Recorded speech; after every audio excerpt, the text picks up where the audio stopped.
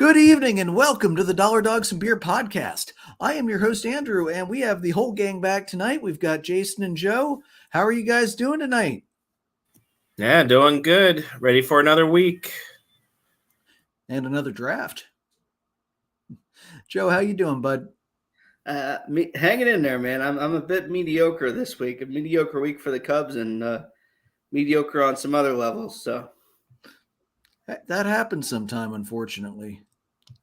So, Joe, since it's been a mediocre week, what are you drinking tonight to cope? Well, since we're talking about mediocre teams right now, I'm rocking my White Sox cup from Guaranteed Rate Field because they're a mediocre team at minimum right now. And I'm, mediocre's okay, right? I'm drinking Admiral Nelson and Coke. It's just like Captain, but it's not. That's the mediocre week we've had here. So, are you sure that's only mediocre? No, but goes with what I was going for. Man, Admiral Nelson, good God. What level have you stooped to, man? Hey, let's just be honest here. We all thought the White Sox were, going to run away with this division a month ago. So, the White Sox are as good as Captain Morgan, and we found out otherwise. So, I don't know. Based on expectations versus reality, I feel like the White Sox are more like Vladdy than Admiral. Admiral Nelson's a few steps too high for the White Sox this year. Just my personal opinion there. Is it though? Yes, it is. Vladdy is essentially rubbing alcohol. It's actually better when you use it as an anesthetic agent than it is as, or not an anesthetic, a cleaning agent than it is as a drinking agent, because it's real hard to mask that rubbing alcohol taste in the background. Jason, what are you drinking tonight? So I'm drinking something that our buddy and listener of the podcast, Big Jim, had me try the other week when I got together with him and his wife. And it is a Bud Light hard soda.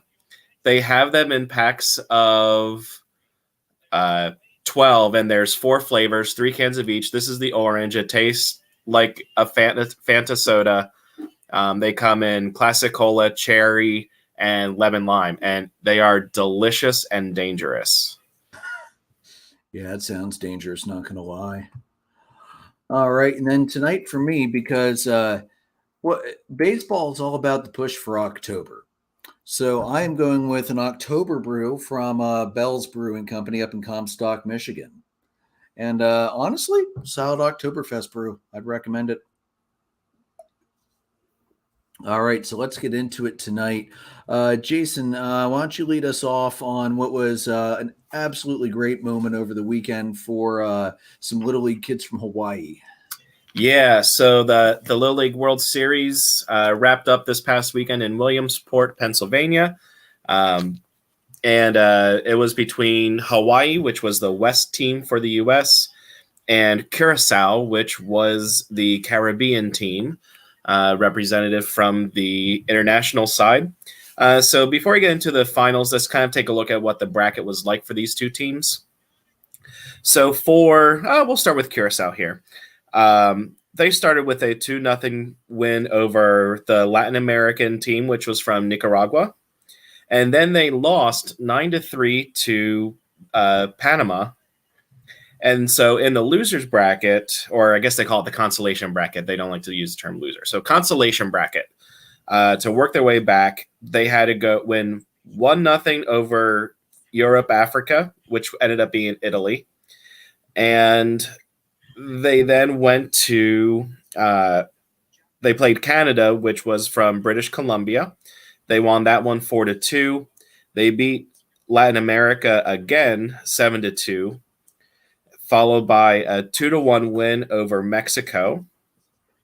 And then lastly, to get to the World Championship, they won the international bracket 1-0 over Asia Pacific, which was Chinese Taipei. For Hawaii, they just completely ran a table here. 11-1 over the Northwest squad, which was Washington. 12-0 over Metro, which was New York. 6-0 over Texas, the Southwest rep. 13-0 over Tennessee from Southeast. And then they faced Tennessee again. Tennessee faced Texas, who beat our Pennsylvania team from Hollidaysburg. So in the U.S. final, Hawaii won 5-1 over Tennessee. And then we get to the final game, and it was not even close again. It was a 13-3 victory for Hawaii over Curacao. The Hawaii team is from the Honolulu Little League, while Curacao is from, I'm going to butcher this, I'm sure, Pabao, whatever. And it's the fourth Little League World Series win for Hawaii over the last 17 years. And yes, naturally, Karen, I didn't call them losers. I said it was a loser bracket, but then I changed it to consolation. As usual, Karen with the zinger. Curacao did lead off the scoring in the first with 1 run. And that was the first time in the entire tournament Hawaii trailed. But it didn't last long because Hawaii had back-to-back home runs in the first, took a lead, never looked back. In the third inning, they scored 7 runs to essentially put the game out of reach. And what was a big driving factor in that inning was the Curacao hit 5 Hawaii batters. So that's not going to get it done, no matter what level you're playing at. So Curacao made them play an extra inning. They caught back up a little bit to make it within a 10-run rule. So it was 9 runs, but then Hawaii scored a couple in the fourth, and that was it. 10-run rule, mercy game for the title. So the big thing here to show just how dominant Hawaii was in this tournament, they outscored their opponents 60-5 for the entire tournament. Damn. Like, they were clearly the best team this tournament. They earned that win. They absolutely deserved that Little League World Series title. So props to Hawaii for that win. And none of the kids look like they need to have their birth certificates checked either. I don't think so. No, that is just awesome. It's good. The U.S. hasn't done so well in the international tournament the last couple of years, if I recall right. So it's good to see them. It's good to see them take a win back. Hawaii's been good for a couple of years now. I know for Curacao, they're stuck at 1 all-time World Series title, which came back in, I believe, 2004, something like that. It was back in the earlier 2000s. You have to say this for Curacao, though. They are a phenomenal team. They had to win 5 elimination games to get to Hawaii. That's incredible resiliency. So, definitely, even though they lost the game, definitely not a team of losers, Jason. Let's listen to your wife. I didn't say they were a team of losers. Yeah, I know you didn't, but it's too fun not to yank your chain a little bit. But yeah, it was a really, really good tournament throughout. I didn't watch the whole thing this year, but I got to watch quite a few games, and honestly, a great tournament all around. Glad to see the international side is back. We didn't have any COVID restrictions bite this year or anything like that. Plus, hey, nice little economic boon for Williamsport, Pennsylvania as well. Well, South Williamsport, but let's face it, Williamsport gets as much as South does for the Little League World Series with all the teams coming in. All right, so moving on. We're going to talk about our local minor league, the Atlantic League, or as their official title is the Atlantic League of Professional Baseball. And I'm talking about Lew Ford. He has played with the Long Island Ducks for 12 seasons as a player and also 8 seasons as a player coach. He's the hitting coach as well as an outfielder. On Sunday, he hit his, or might have been Saturday. He had his 1,000th hit and he is the fourth player in ALB PB history to have 1,000 hits behind Bryant Nelson, Jeff Nettles, and Ray Neveretti. And he was the first to do so entirely as a Long Island Duck. So that's pretty awesome for him. He also, this is the really crazy thing. He had an extensive MLB history as well. He played with the Twins, the Tigers, and the Orioles, mostly with the Twins. And he also played in Japan in the NPB with the Hanshin Tigers as well. So congratulations to Mr. Ford. And if I'm not mistaken, I believe the Ducks are playing the Barnstormers up in Long Island right now. So go Stormers. I hope you knock the Ducks off. Kind of makes me think of that old soundbite that they used to play in the Hershey Arena when the Ducks were in town. Every time they committed a penalty or something bad happened, the quacking sound with the shotgun clicking. Yeah, let's do that, Barnstormers. I don't know if they could still do that, or if we're in a state of age where we're not allowed to do things like that anymore. All right. So, guys, something that a little odd that came out over the weekend. The Mets retired Willie Mays' number 24. Originally, they were going to retire his number after he retired in 1973.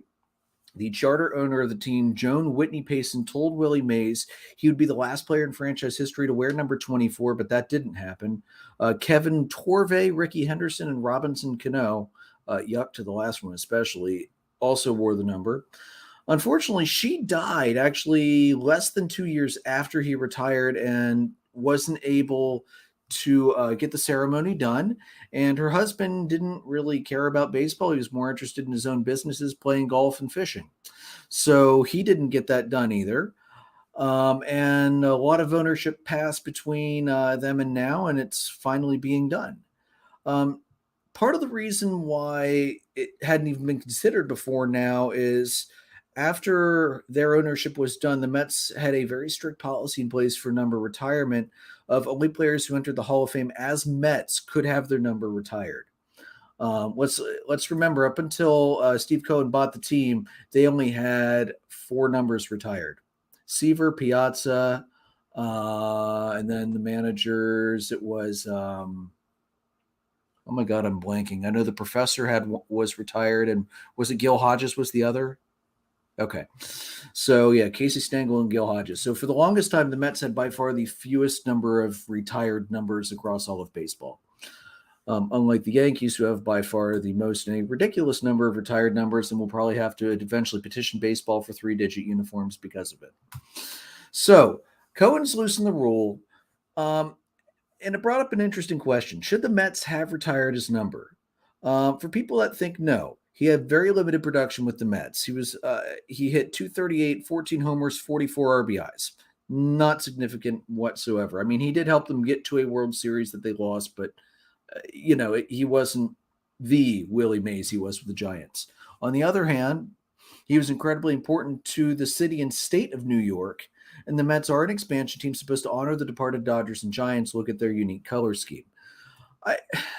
Guys, I've been going back and forth with this for how I feel about it. Joe, why don't you go first? I'll give you my thoughts last, but I'll let you kick it off first since you've got the Dodger blue on, even though it's Cubs blue, and then we'll let Jason with his Orioles/Giants orange go ahead. Yeah, I mean it's a nice gesture, I think, and a hat tip to the legend of Willie Mays and what he was able to do for that. That team when they were in New York, the Giants.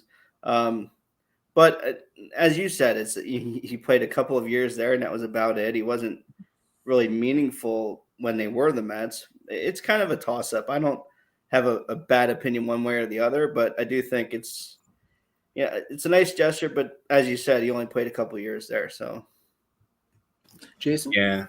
I'm on the side of I don't quite understand why, when there's other, I think, more deserving Mets players that I would have put in instead, particularly Darryl Strawberry. So I don't really get it. He was there for 2 seasons. He didn't contribute as much as he did with the Giants. So I probably would have just kept his number retired with the Giants, and I would have gone a different way if I were the Mets. I mean, props to the Cohen family for doing something like that, but I think it probably could have been placed better. It's odd to say the least. I was go ahead, Joe. I mean, it like Jason said, he didn't really produce much there. Cohen has done a lot as far as the fans are concerned, like the Seaver statue, the Old Timers Day was this weekend. The first time they've had that in a long time. But I agree with Jason. There's some other guys who are probably more deserving.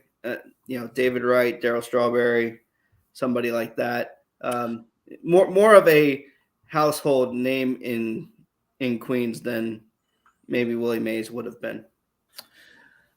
Yeah, I mean, and the thing is, like, he didn't have a Hall of Fame career with the Mets. I mean, that's like, for example, like if you're looking at people who have their numbers retired by two teams, the first one that comes to my mind naturally is going to be Roy Halladay. Look at the numbers he put up in both Toronto and Philadelphia. He had Hall of Fame worthy stats for both teams. He went into the Hall with I believe it was either a blank cap or it was potentially a Phillies hat. I want to say it was a blank hat. But he put up the numbers for both squads. Willie Mays didn't do that with the Mets. His numbers were with the Giants. I mean, even Greg Maddux would be another one, Braves and Cubs. So, yeah, the more I think about it, the more I look at it, I don't think Willie Mays had the career numbers for the Mets to warrant a number retirement for them. So, Ronnie, good to have you on, bud. What if you get a chance in the comments? What do you think? Should the Mets have retired Willie Mays' number or not? So, guys, as I was reading up on this story, I went on to a couple different pages. I was looking at UniWatch, where I saw the story originally in their chat section. I also looked at LFGM's page on Facebook and a couple others. It seems like the divide is very generational on this one.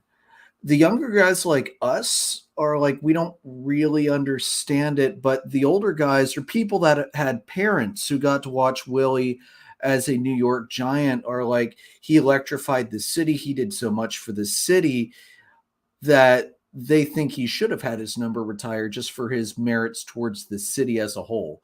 And there is a very weak precedence kind of set here with this, with Hank Aaron, because the Milwaukee Brewers also retired Hank's number, even though in the end of his career with Milwaukee, he did essentially nothing compared to what he did with Atlanta, of course, and also with Milwaukee as the Braves. But as a Brewer, he did next to nothing in the grand scheme of things. But his numbers retired because of his contributions in Milwaukee. I don't know, guys. To be honest, I mean, I've got no dog in the fight, so I really, really don't care. But at the same time,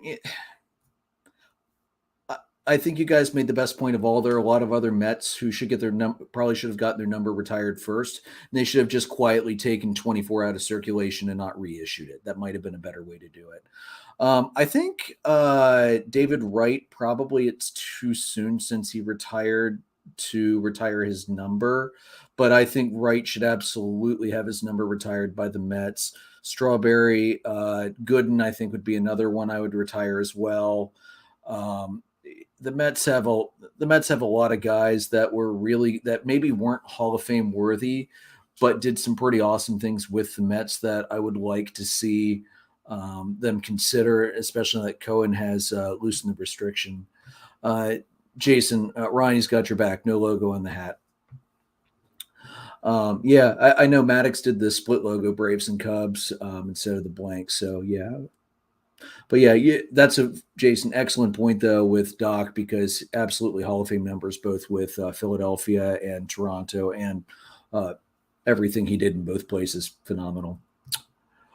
All right, so Joe, let's move on and talk about Patrick Corbin finally picking up a victory despite his major league leading 17 losses. Yeah, you talk. I thought the White Sox were bad. Good Lord. Patrick Corbin, first Nationals pitcher to earn a winning decision in 43 games. That's just insane. It's bad enough that he was having struggles, but the whole team was bad. The previous Nationals pitcher to earn a winning decision was Sonny Gray on July 6th, and now Sonny Gray, I think, is somewhere in the NL Central, if I'm not mistaken, or AL Central, I should say. I think it's the Twins. So that's that's saying something. Yeah, and the fact that the previous major league record was only 36 games in between starter wins, and they ran it all the way out to 43. That's and let's face it, with the good teams that the Nationals are playing coming up, they play the Phillies a ton. They play the Braves quite a few games. I think they've got the Mets at least one more time. I don't know that we're going to see a whole hell of a lot of other wins from National starters for what, let's face it, a glorified Double-A club. And actually, and to correct the record, it's not Sonny Gray. It was Josiah Gray. Sonny Gray's been with the Twins all year. Okay, yeah, that's my bad. I saw Gray, and I always think of Sonny first because Sonny's actually a pretty damn good pitcher. Yeah. Whereas Josiah is a very young pitcher with a lot of potential and may be as good as Sonny Gray at some point, but isn't there yet. Right. But that was, I saw that Gray was the last pitcher to get a win against the Phillies. And I was like, wait, the Phillies? They haven't played the Phillies in ages. And then I saw the date and I was like, this is utterly insane. So, Nationals, for your fans, guys, I feel for you. Good luck the rest of the way. Get your tickets when the good teams come in so you can at least see some good teams play baseball because you ain't going to see it from your own team. All right, so speaking of the Nationals, I had the fortune this past week to go up and see a Senators game. And for the first time in, probably 10 years, I saw the Senate. At least I got to see the Senators win a ball game. Crazy, I know, because every other time we went over the last 2 years, they've sucked and lost. And hold on one second. I forgot to bring my program over. I knew I forgot something. Yeah, while he gets that, for our listeners and viewers that aren't aware, Harrisburg is the Double-A affiliate for the Nationals. The actual Double-A affiliate as opposed to the Double-A level major league team that they have right now. So the Senators were playing the Erie Seawolves, which are the Double-A affiliate of the Detroit Tigers. And I actually got to see quite a few top talent play. The biggie that I was excited to see was Robert Hassel III of the Senators. He is the Nationals' #1 overall prospect. He just came up, so he's not hitting very well right now, but he's only had, at that time, around 28, 32 at-bats. So when you're hitting 098 because you've had limited at-bats, I don't stress about that so much. Yeah, Karen, and it did not rain mayflies. I was really surprised by that. Was it an afternoon game? Evening. Oh. Yeah, I was really surprised. Where were you sitting? First base side on the front row, up in the bleachers. Okay. Because I know sometimes they'll turn the lights off, like in the stands, just to prevent the mayflies from gathering. I hate going to those games. If I were to go there, I would need to go to an afternoon game. It's a pity because it's such a nice ballpark. Yeah. It literally rains mayflies, and it's just terrible. And for people, as we look semi down on the farm here with your trip, Robert Hassel III came over to the Nationals system in the Juan Soto and Josh Bell deal. And good pickup, let me tell you. I also got to see Yasel Antuna. He's their number 19 prospect. He was an infielder. I got to see Israel Pineda, their number 26 catching prospect. And also Zach Brisky is their 24 prospect. I did not get to see him. And then from the Erie side, they have quite a few top prospects for the Tigers as well. 2 top 10 prospects in pitching, Ty Madden and Reese Olson. Numbers 4 and 9. Elvis Alvarado is 27. Brant Herter is 23. And Herter is actually who I got to watch pitch. And for the first 3 innings, he was really, really good. And then he tweaked something and tried to go back out in the 4th and got shelled and gave up 9 earned runs all over the course of 1 inning. So, yeah, mixed results, of course. Injuries are what they are. I also got to see Dylan Dingler. He's their number 10 prospect, a catcher, and Parker Meadows, an outfielder. He's number 18. I got to tell you, Hassel, not the greatest game he's ever had. He went 3 for 5. He had an RBI single, which he also scored on, and he had a double. He also struck out twice. Alvarado came in late because they needed to have a guy shut things down, and the dude's got a nasty fastball. He came in, and my kids were with me, and one thing that they were interested in was who's going to throw the fastest fastball. And he comes in, he's warming up. I'm hearing how loud that ball is popping the catcher's mitt. And I look at Jason and Ben. I said, guys, watch the radar. He's fast. And the first pitch, 98-mile-an-hour fastball. And Jason went, that was so fast. Is that the fastest pitch I was like, yeah, definitely the fastest pitch we've seen. And he said, that's probably going to be the fastest pitch, though. Next pitch, 99. What? And then after that, he was like, what, do you think he's going to break 100? 100. So, Alvarado definitely lived up to the billing. 1 inning, 1 hit, 2 strikeouts. He was absolutely phenomenal.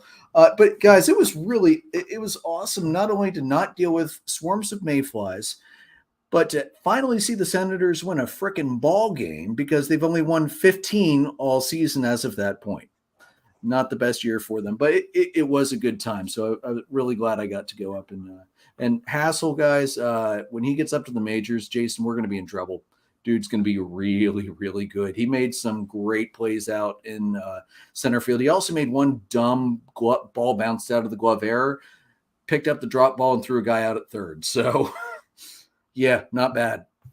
Yeah, I have some of his cards graded and ready to go for whenever that happens, which the rate he's going is potentially within the next year and a half or so. I wouldn't be surprised if he's a late season call up next year for them. I think they're going to want to try and keep him down one more year, because he is only at AA right now.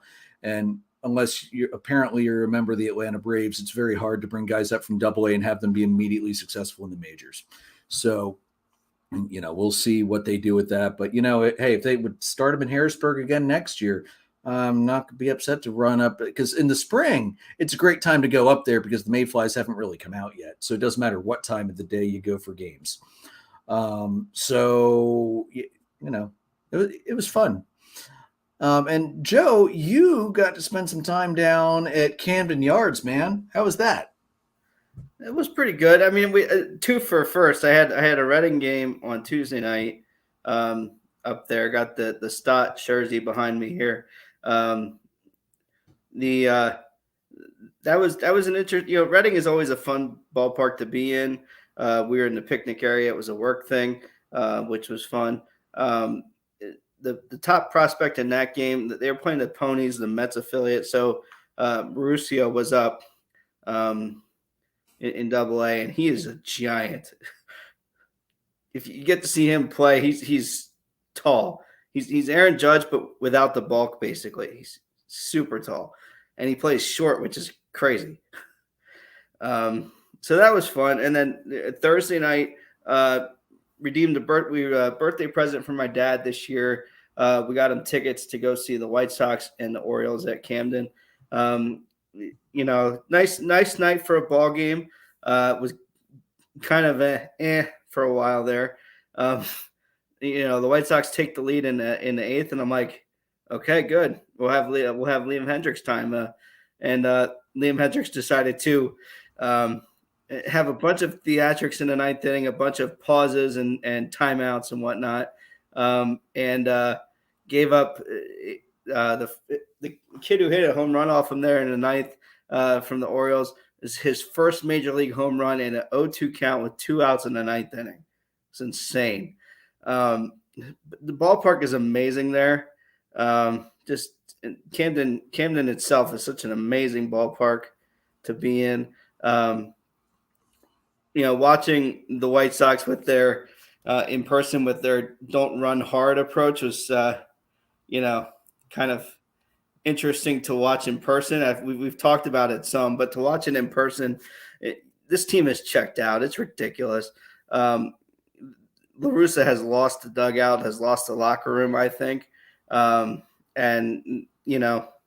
It's ridiculous. There's signs now in the stadium to sell the team over the weekend during their weekend escapade, losing a sweep to the Diamondbacks over the weekend. So the White Sox are in trouble. Not something I thought any of us thought we'd say at this point in the year. Matt Stowers, excellent home run. He got all of it, and he hit that. You're like, ah, shit. That's not something Liam does. Like, I could not believe that. I know Matt from work, and the reaction he had in a group chat that we had through Facebook was pretty epic. So, Matt, I'm excited for you, buddy. That was pretty sweet. Yeah, I saw the replay of that home run, and I was like, holy crap. Yeah, awesome. Great seats we had. We were behind home plate. Umpire was pretty good, I thought. Lance Lynn battled through 6 and didn't come out for the 7th. But he labored through those 6 innings. It was tough to watch a bit. Bunch of errors, not going to put any effort in and make this play. And that showed in the 9th inning too. Before the Stowers home run, Engel had a chance to catch a ball in foul territory in left field to end the game and dropped it. Totally misplayed it. And we were with a Chicago native in the stands next to us, and he's like, he's the best defensive outfielder. Leave it to him to do that in a big game. And he himself said Liam was due to blow one. So he was there, I think, for the week watching the games. And, they're just not what we expected them to be last year and this year. So they're not who they thought they were, huh? No. I mean, and I'm at the point where I'm like, what do you expect when you have your manager telling you not to hustle, not to run out ground balls? Like, you're going to have that rub off onto the rest of the team. The moment La Russa said he was telling people not to run out ground balls and not to hustle, that should have been the nail in the coffin. Yeah. Yeah, I don't even care if that came down from the trainers. First of all, why would you even say that if it did? Because, first of all, why would you give that incredibly valuable piece of information to all of your opponents? And then, on top of that, because that's not stupid enough, to think that wouldn't possibly maybe translate into how we're going to play in the field. If I'm not supposed to hustle to first, maybe I shouldn't hustle in on that ground ball. Well, and there was a foul ball. Abreu went to field, and it was clearly not his ball after about 5 steps, and he continued to go after it, running backwards when it was clearly a second or right fielder should have had it, and he drops it, and then the inning continues. And Yohan Moncada was probably the hustler of the game here, and he ended up pulling his hamstring in the middle of the game, went another inning or two, and now he's on the IL. So, maybe there's something to this philosophy of his, but maybe don't sign a team full of glass cannons. Well, and I don't even know that it's that. I think as we kind of saw with the Phillies this year, once they let go of Girardi, it was like somebody lit a fire under their ass and they started hitting the ball. And I think the same thing would be the case here in Chicago. Is you get rid of La Russa, this team plays differently, without a doubt. Yeah, he needs to go. The game has passed him by. He was a hell of a manager for a long time, but he doesn't have the spark he used to have. And let's face it, we saw it with all the locker room division last year. That should have been, once all that was going on, that should have been it at the end of last year.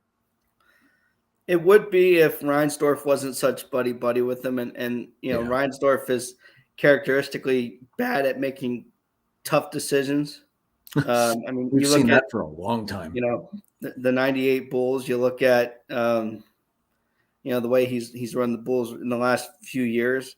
Yeah, I mean, it's clear that it's time to sell the team and move forward, or at least start with management. The manager at least. Yeah.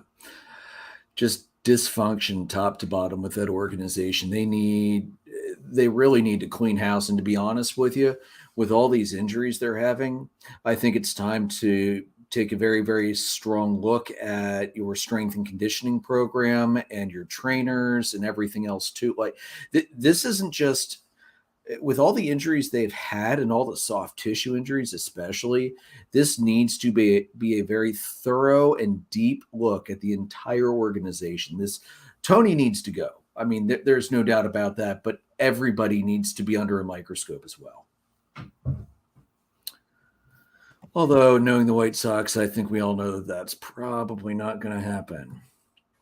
All right. So, sorry, Jason, go ahead. No, I was going to say, the thing with La Russa is it's similar to the Joe Girardi situation where you're keeping a manager and you having a manager based off of what he did in the past. Now, La Russa's track record is much better than Girardi's, as far as the World Series wins and playoffs and things like that. Honestly, his record's better than Girardi's for almost any metric you want to look at. Right. But you're still keeping La Russa because it's La Russa. Nothing's going to change in Chicago until La Russa's gone. So, yeah. So moving on here, we had a really big sale happen in the baseball card game this past weekend. And as somebody who collects and sells and does and is involved with baseball cards, a Mickey Mantle card sold for a record amount. 1952 Topps Mickey Mantle, a 9.5 grade from SGC, which the card has been declared the finest known example of that 1952 Topps Mickey Mantle. It's sold with Heritage Auctions, which Heritage is the big auctioneer for sports memorabilia. Anything that's going to fetch a lot of money is going to go through that organization. And this card went for $12.6 million. It's the most expensive sports item, card, memorabilia, what have you, ever sold. It tops the T206 Honus Wagner, which actually went earlier this month. So from a card collecting standpoint, this is insane. The fact that there was a card that well kept is mind-blowing because most of the Mickey Mantles and older cards like that you'll see will be like a 3, 4, 5 maybe, usually fairly low. And what goes into the grading is they look at the surface of the card, the centering of the picture with the whole card, the edges, and the corners. So like, you want the pristine corners. You don't want them completely rounded, which that's actually, I believe, what may have been causing some of the grade is a little bit of a rounded corner, which over time you're going to have that. The thing that kind of surprised me about this is the fact that it was SGC. SGC is not one of the more... It's becoming popular, but it's not one of the more desirable grading systems as far as the cards are concerned. Usually the ones that fetch the most will be PSA or Beckett, also known as BGS. So I'm really curious to know what this card would have gotten if it was graded by PSA or BGS. SGC is notoriously better. Like, by better, I mean higher in grades. So 9.5 here, you maybe see maybe a 7 or an 8, which for that old of a card is still incredible. But I really wonder if having it be one of those other two might have fetched even more. Yeah. And for the record, that T206 card sold for $7.25 million. So we jumped over $5 million between cards. That's insane. Mm-hmm. So, and I don't like to toss up too many props to ESPN, but if you're interested in the sports card side of things, pull the story up on ESPN because they go into the whole backstory behind this card, which we're not going to go into tonight because this is already going to be a pretty damn long episode as it is. But it's fascinating. But the story behind this card, this was originally sold as an ungraded card that the guy's kids basically said, maybe you should get this graded. This is a really good card. And it paid off very well because he sure as hell didn't pay $12 million to get it. Yeah, and the thing that they had to really look at before they submitted that was to make sure it was actually a 1952 Topps card, because those older cards get reproduced as inserts essentially for the newer sets. Like from around this time, you also have like the Duke Snyder cards, and just within the last year or so, buying some boxes and opening up the packs, I found what looks like 1952 Mickey Mantles, the Duke Snyders, but they're reprints. So the fact that they were able to really look at that and confirm that it's a 1952 is outstanding. And that's SGC would have had that picked out right away if it was a reprint. So, yeah. So that's really cool to see. Let's move on.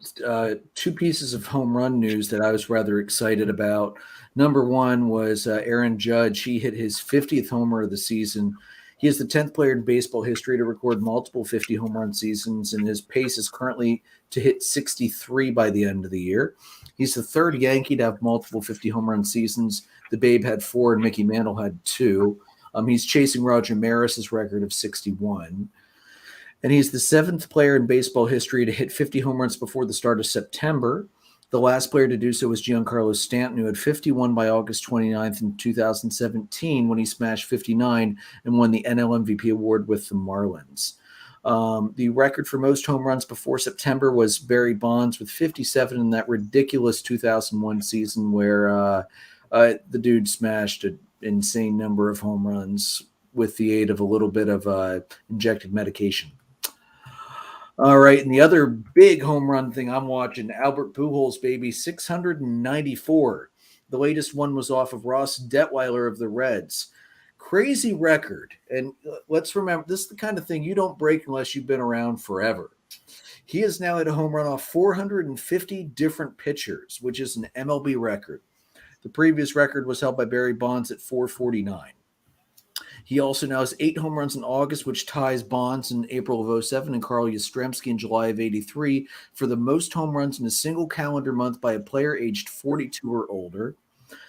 It's the most he's had in a single calendar month since June of 15 when he hit 13.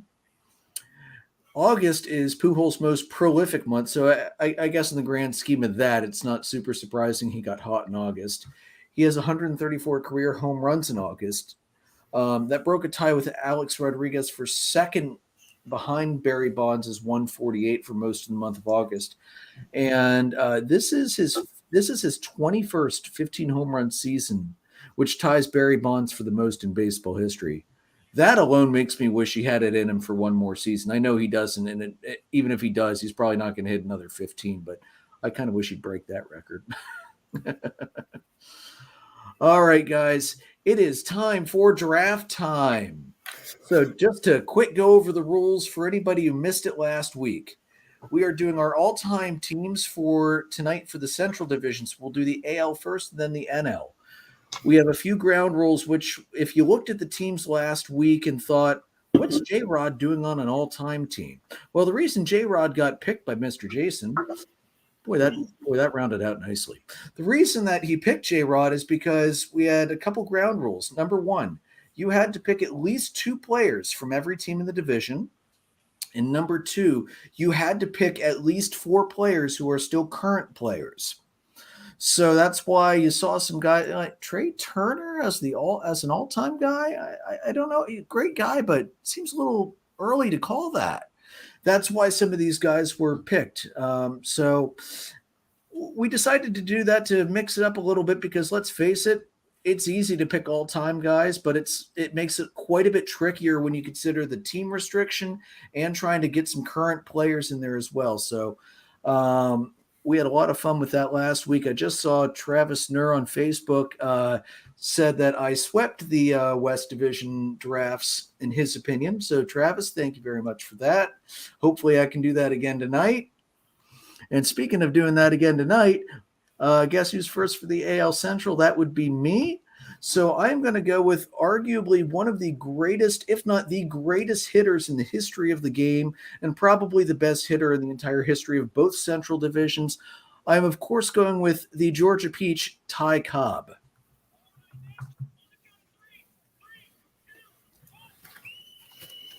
Who has that on? Not me. It's not me either. Anyway. There's something going on in the background, but we're good. Okay. I was wondering. It's pretty quiet. I'm surprised you could hear that. All right. And Jason, you've got the second pick, so go ahead. So I was really surprised, like a little surprised that you went in that direction to start, because as you were talking about one of the best hitters, I really thought you were going to go with this guy. And so I'm actually kind of glad that he fell to me here. I'm going to start with my first baseman, and I am taking Jim Thome from the Indians. He is one of the best hitters and power hitters to ever play the game. So big Jim Thome, Cleveland Indians, Phillies, Orioles for a little bit. So yeah, got to go with the Jim. Question for you. Did Thome have 145 WAR? I don't know. I don't pay that much attention to WAR. I look at just all different stats. I look at the guys that I have here, and Thome had 48, by the way, in case you were curious. All right, if you really want to look at overall here, I mean, Ty Cobb's got 4,100 hits, a 366 career average, 2245 runs, 897 stolen bases. I mean, I know it was the dead ball era, but that is the all-time highest career batting average in the history of baseball, for God's sakes. Okay. That's why you took him. I took Thome. Joe, your pick. I will admit you have the power edge. I can't argue that. Cobb had him, but he got it with his legs. All right. I'm going to take Satchel Paige in the first round here. Ooh. Satchel Paige. Knock one of my starters out here in the beginning for the first one. And then the second one is going to be George Brett. With or without pine tar? Both.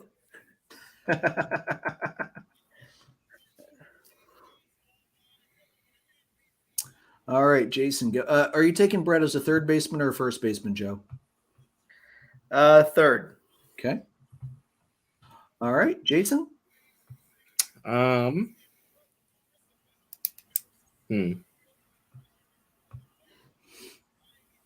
Definitely a lot better options in the Central than in the West. I think we can all agree on that. Oh yeah, absolutely. So I'm going to go with. Oh, he was hidden from me here. I'm going to go with an outfielder here, and I'm going to go again with one of the best hitting outfielders that I think we've seen. And I'm going to take Kirby Puckett from the Minnesota Twins in the outfield. Good pick. I like Kirby. All right, I'm going to grab my first pitcher, and I'm going to grab one of the greatest pitchers to ever play the game with 417 wins. I'm going to grab Walter Johnson of the Twins.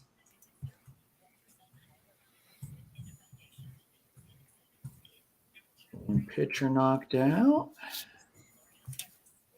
Boy, I love the depth so much more. Sorry, I'll stop talking about the depth of these teams. All right, and next up, am I going to take him at first, or am I going to take him as a DH? I'm going to take him at first base. I'm going to grab none other than the one, the only Frank Thomas of the White Sox.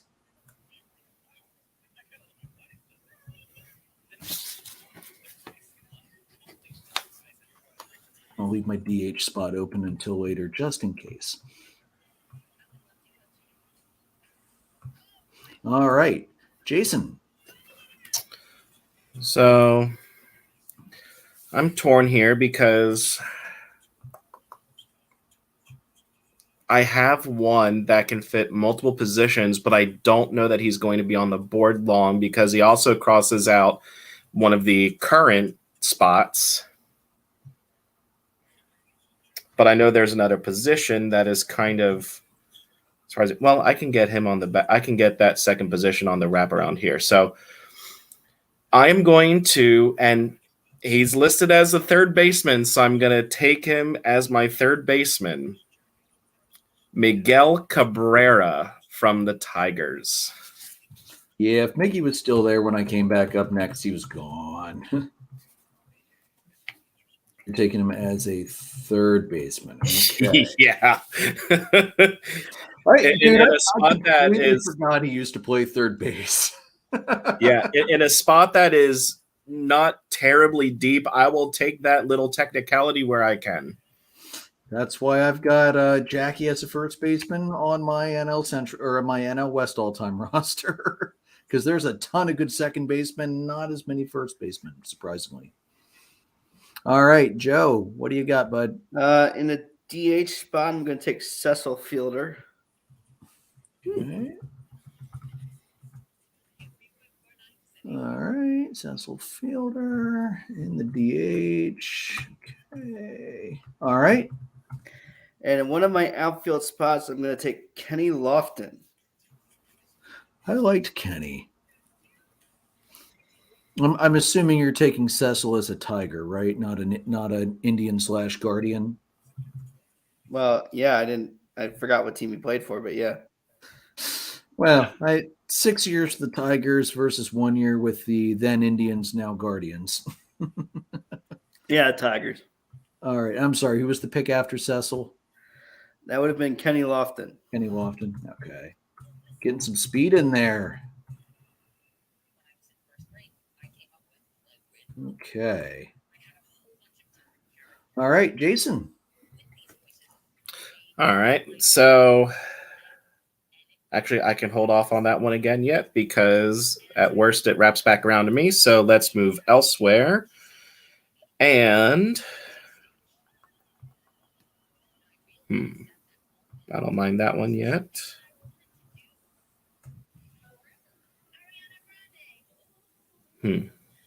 Jason, I'm still hearing your background stuff.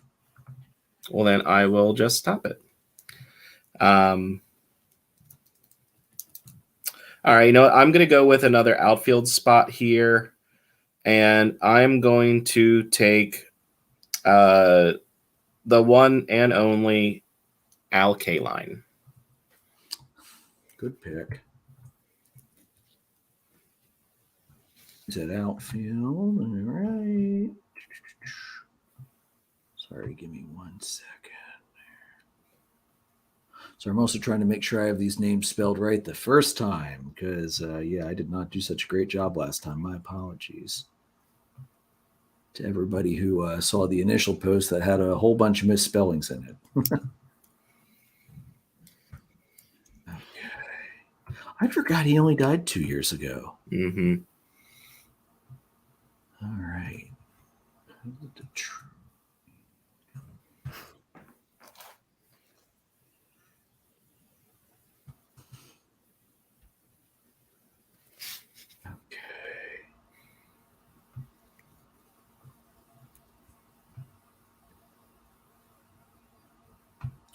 All right, back around to Andrew, huh? All right, let me see. I've got a Twin, a Tiger, and a White Sox. Okay.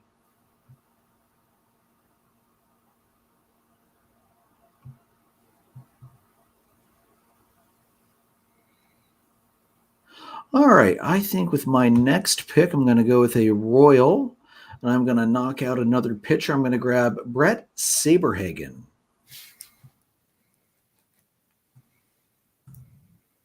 If nothing else, it's the best last name in the draft. He was a good pitcher, though. Okay.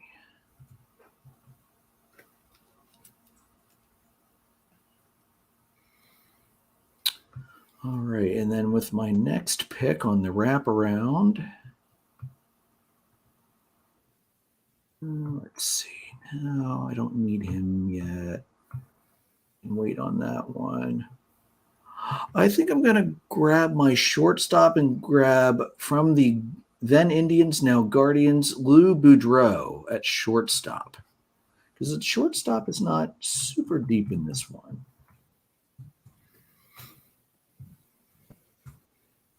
All right. And Jason, you're up. Good outfielders in the Central. I think I am going to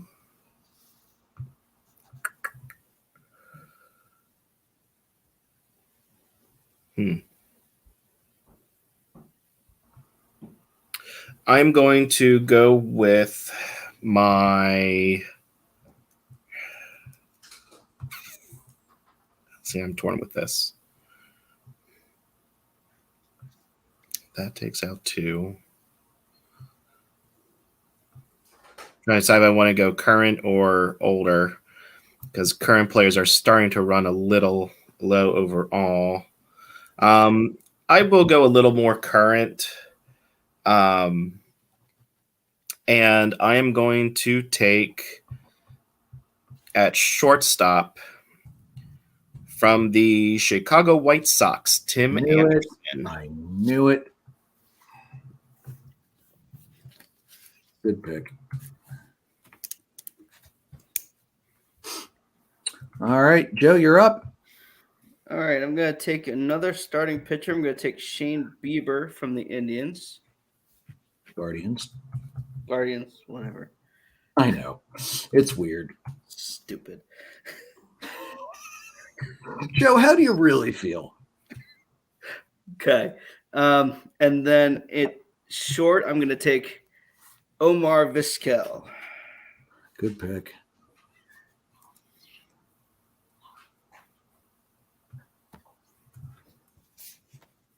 Shortstop.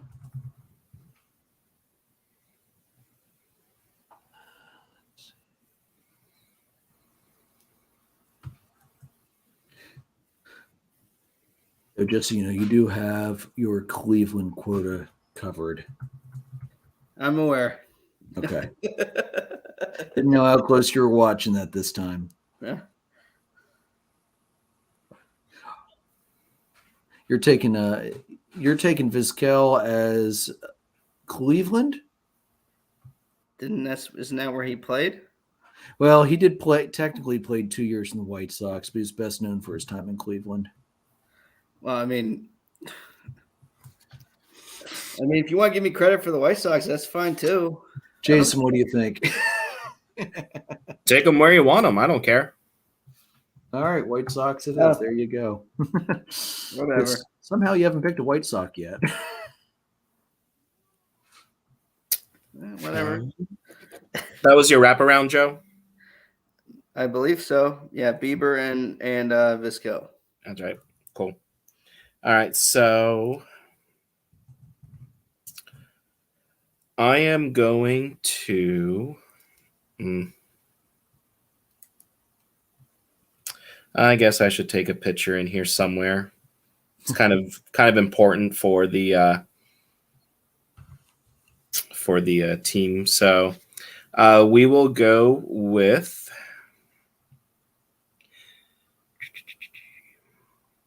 from the Minnesota Twins. Make sure I get his first name right here. Yes, Bert Blyleven. Good pick. Good pitcher.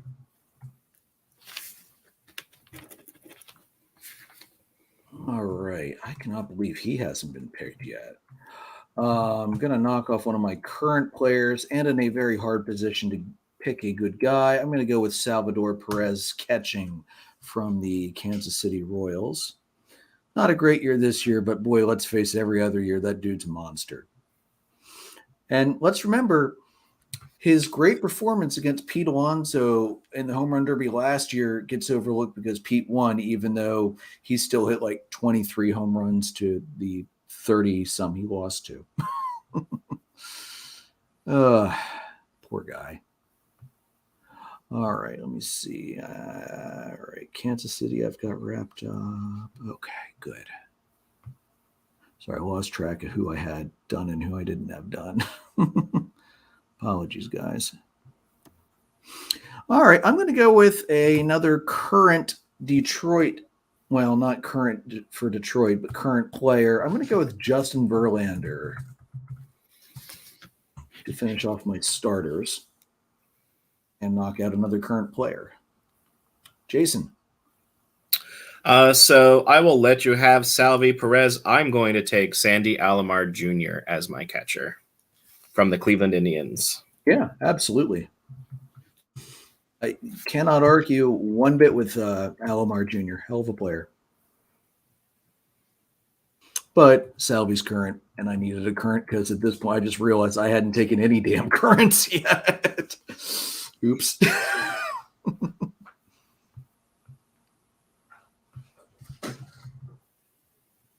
All right, Joe, who you got?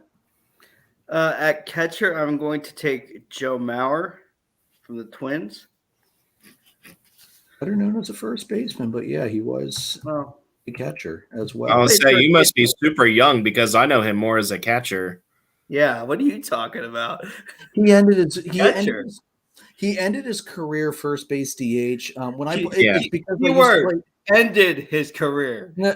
Joe, it's because I used to play APBA with Keith Reifsnyder, and he was my first baseman that I actually traded Joey Votto, got him back, and a bunch of first-round picks for. So, although I don't play in that league anymore, it was a great move. And let me tell you, his card the year I played was killer on a hit and run. So, thank you, Mr. Mauer, for that. Plus, I need a first baseman. All right, and Joe, your wraparound pick. At first base, I'm going to take Jose Abreu. Okay. Enough current. Not this year, though. Well, I wouldn't pick Salvador Perez this year either, but for all-time career, yeah, absolutely.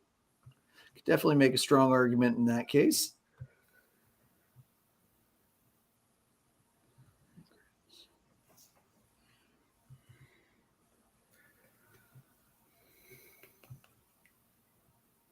All right, Jason. All right. I'm going to take a Kansas City Royal out of here because I need to get some Royals. And I am going to go with the dual sport threat, Bo Jackson. Bo Jackson. Love the pick. Oh, outfielder, right? Yes. Yes. All right. So, Jason, your outfield is done. Better known as a running back in the NFL. Definitely. Yeah, definitely. Hell of an arm, though, for a running back. My God. Watching old videos of him just throwing people out from the warning track, just ridiculous. After, running 20 yards to catch the ball with momentum in the wrong direction. Because Bo freaking Jackson, the Tech Mobile master of all time. All right, let's see here. I don't believe I have a second baseman yet, do I? I do not. Okay, for second baseman from the Cleveland Guardians / Indians, depending on era. I'm going to take Nap LaJoy. Or is it LaJoy? I think it's LaJoy. I think you pronounce the J. I'm surprised you went with him over a different Indian Guardian second baseman. Going back and forth. Fair. Going back and forth. Definitely, I definitely went. But that, to be honest, Jason, that was probably one of the hardest choices I had. Crazy as it sounds, but from the Indians Guardians line, honestly, it almost came down to a coin toss for who I was going to pick for it. Sure. All right, let's see here. Who am I going to go with next? I got a couple I'm thinking of.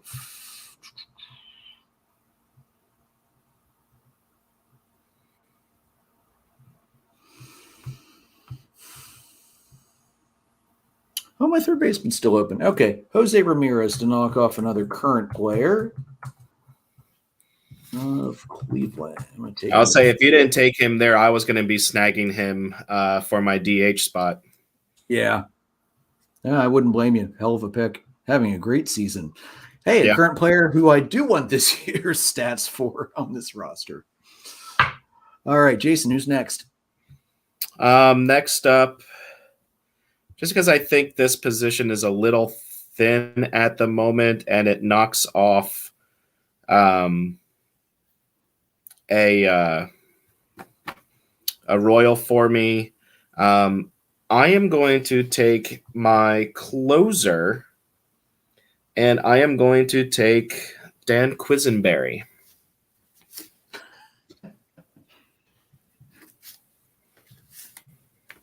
Quisenberry. You're picking a lot of guys with great names. I'm telling you. Yeah, I just want to see Andrew try to spell them again. If nothing else, Jason is going for the all names roster. So even if his roster overall sucks, he'll have the best sounding roster. I hate to say it, but with three of us, you can't have a roster that sucks. No, it's just like my family of my dad, mom, and brother in fantasy football and baseball, where we all have multiple all-stars and pro bowlers on each roster. By the way, I'm like 45 games up in baseball right now. Yeah, I draft really well. What can I say? All right, Joe, what's up? So at second, I'm going to take Whit Merrifield. Okay. To satisfy my Royals.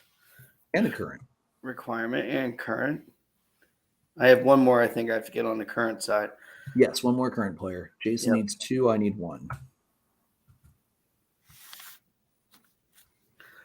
And then the wraparound pick in the outfield, I'm going to go Shoeless Joe Jackson.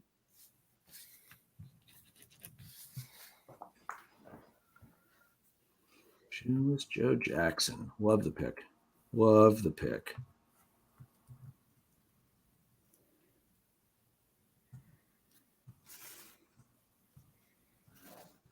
I'm so glad we left outfield open and didn't specify positions. That would have really sucked. Yeah. Not only that, would have been dumb as hell.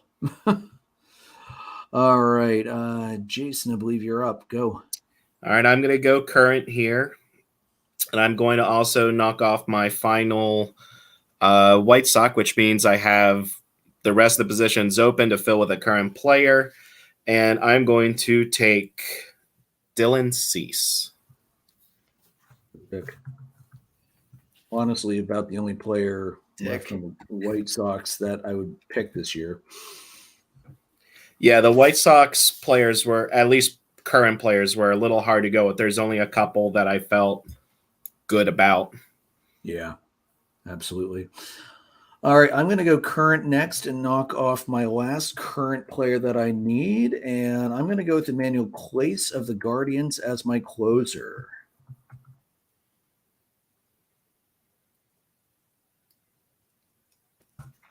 All right, so closer's not. Hey, my pitchers are done. I don't think I've had pitchers done this early yet. Yeah, maybe I have. I mean, it's only the second one, so. All right. Yeah. Let's face it, pitching was very, very plentiful in this draft. It was not, it wasn't hard picking good pitchers in this one for once. Okay. Let's see here.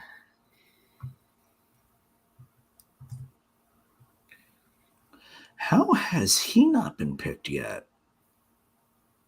Okay. All right. Let's finish off my Minnesota side. And in my DH, I'm going to take Rod Carew. I can't believe he's still available.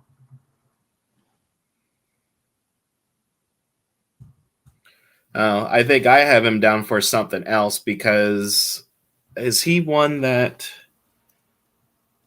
Carew played first and second. Yeah.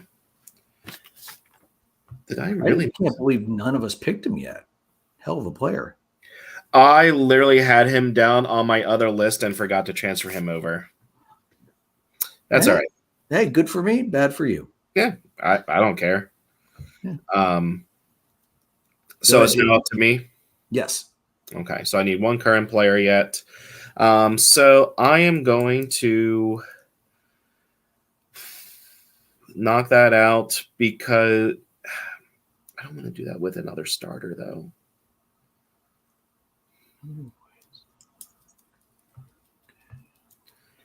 I don't want to do that because I know that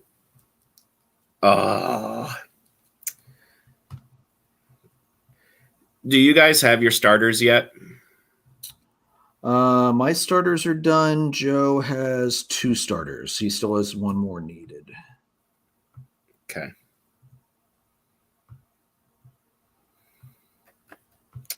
Then I think I'm going to save that because I can put anybody else into the DH spot. So, All right. I'm going to close out my starting pitchers with Bob Feller. Good pick. From the Guardians.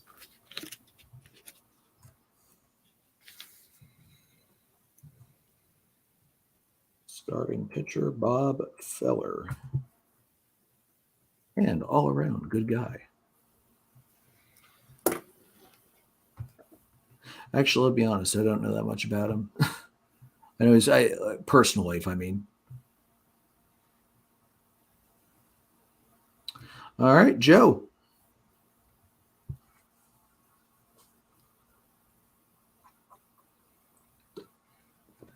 Well, this will be fun. I'm going to lock up the outfield with Mr. Albert Bell. Hell of a power guy, man. But let's be real. One of the more feared hitters of the 90s was Albert Bell. I remember he was, when I read Glavin's biography, Albert Bell was one of the guys he was most worried about on the Indians roster in the 95 World Series, and for good reason. All right, Joe, your next pick? I'm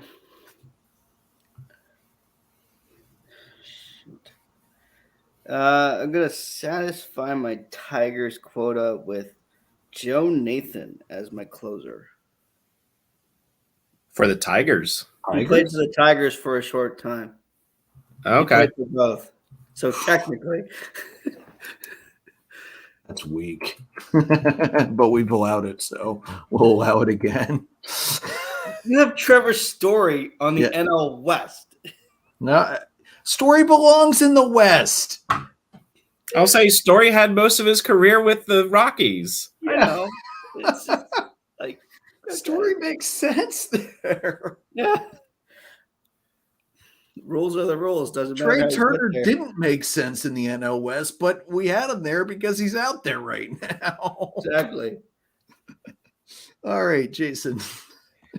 All right. So I'm going to go with, let's see, I need second base and DH and a current.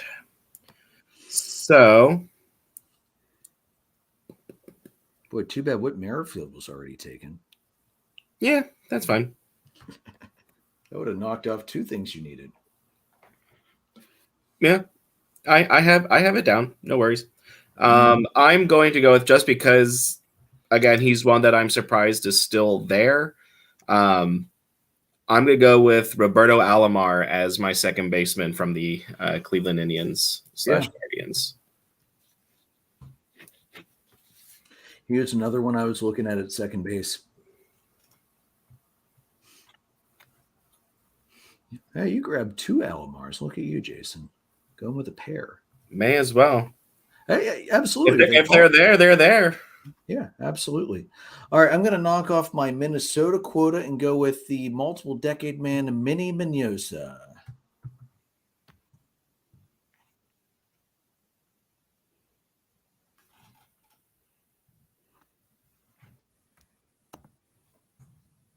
And for my last outfielder, let me just quick double check and make sure that I actually have every team covered. I'm pretty sure I do, but let me just quick make sure, because I don't want to screw that up.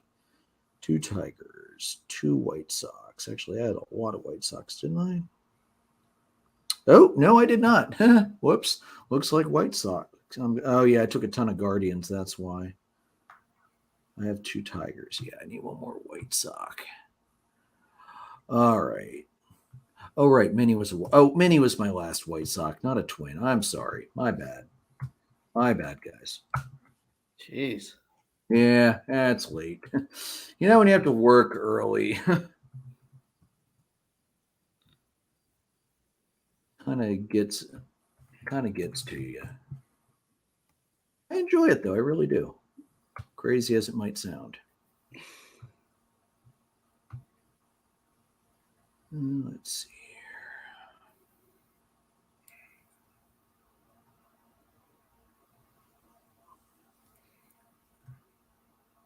So we're down to your final pick.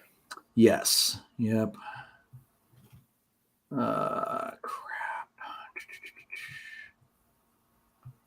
Oh man. I need an outfielder too.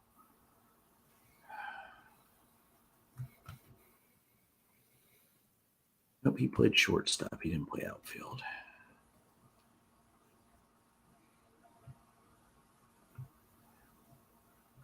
You know, for some reason, I stupidly, when I wrote down my list, I did not write down a ton of outfielders, even though outfield is traditionally going to be the deepest area. Why I did that, I don't know, because I just wasn't thinking. All right, we're going to go with Amos Otis of the Royals to fill out my last outfielder.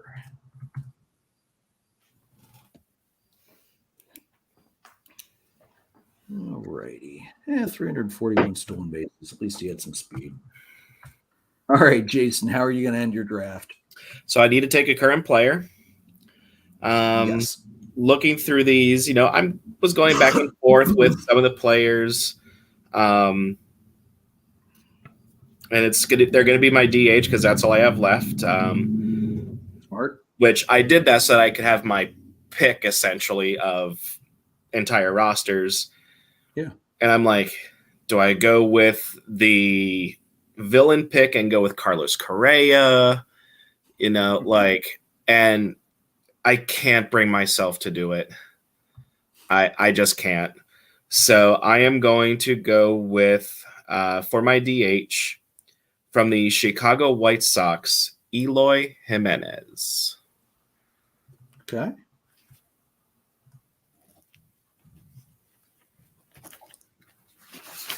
White Sox at DH. It is nice to have that DH late. Hey, I held on to mine until round 11 this time. Much better than last time. All right, Joe, how are you going to round off your AL Central ballot? Well, I was going to pick somebody currently on the White Sox, but I need just a pitcher yet. And since your picking the other side of this trade a few years ago. I'm going to pick Jose Quintana as my last starter. Hey, he counts. So, yeah. Quintana, obviously, of course, the other side of the Eloy and Dylan trade.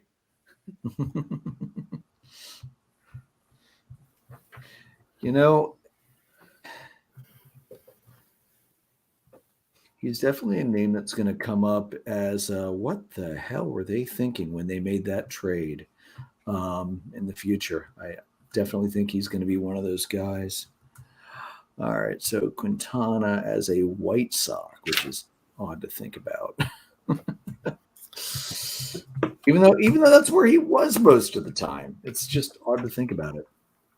All right, moving on to the NL Central. The order for this one is Jason, Joe, and then myself. So, Jason, who are you going to open up the NL Central with? So before I do that, I need to show you my paper, and you'll understand how like Rod Carew and Kent Urbach and names like this didn't make it onto my second list, which is where I have it by position.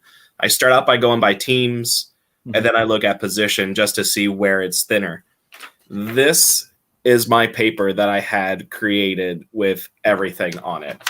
Yeah. So I can easily see how you could miss transferring in a couple names. Oh yeah. Yeah. So the NL Central is just dude, this is so deep. This is going to be almost as fun as the East next week because both the AL and NL East are just chock full of talent. I mean, and they're full of current talent too, which is not something that we've had a whole lot of the first couple drafts. Yeah. So knowing that, I'm looking at where things are a little thin. Mm-hmm. And it's so hard to not take some of these. Like, in my opinion, like, there's so many names on here that you can take first at, yeah. So I'm going to cross off something that I want to make sure I take because I think he's one of the best out there at this position. And I am going to go off from the... He played for both teams, so I'm going to take him as the Chicago Cub to fill that position. Rogers Hornsby. Chicago. Rogers Hornsby. Okay.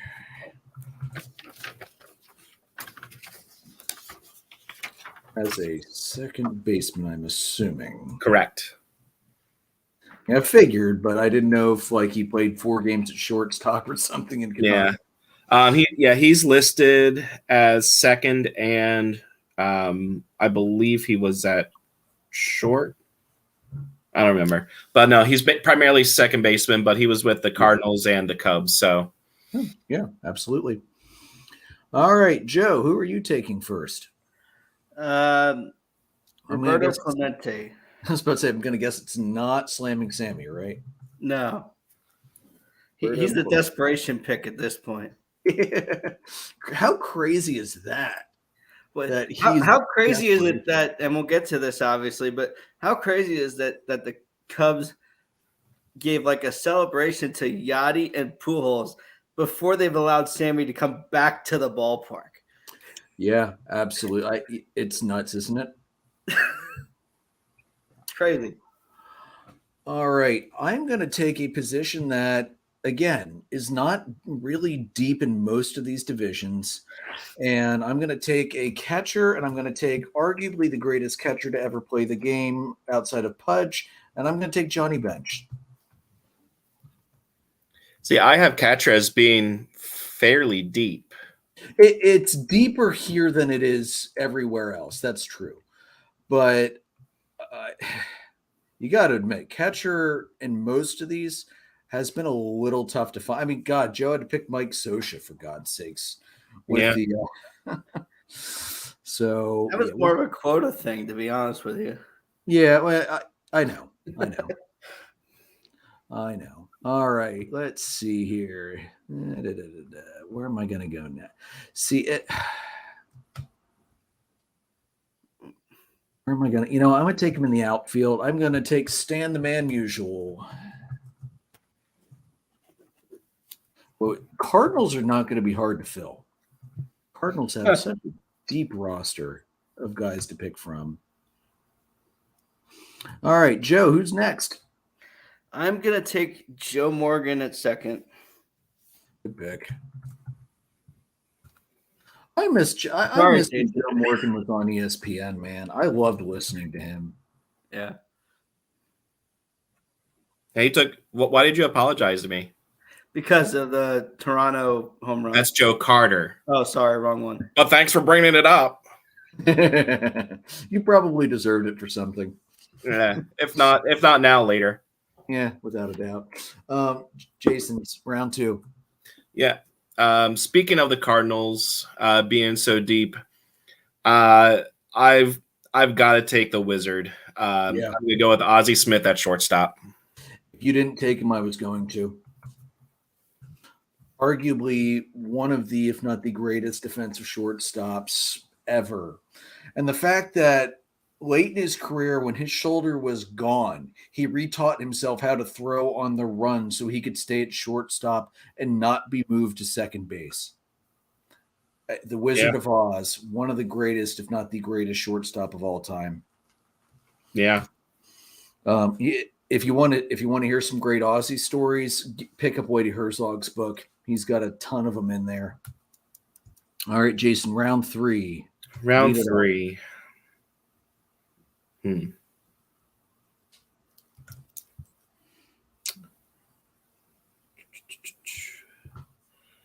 I am going to.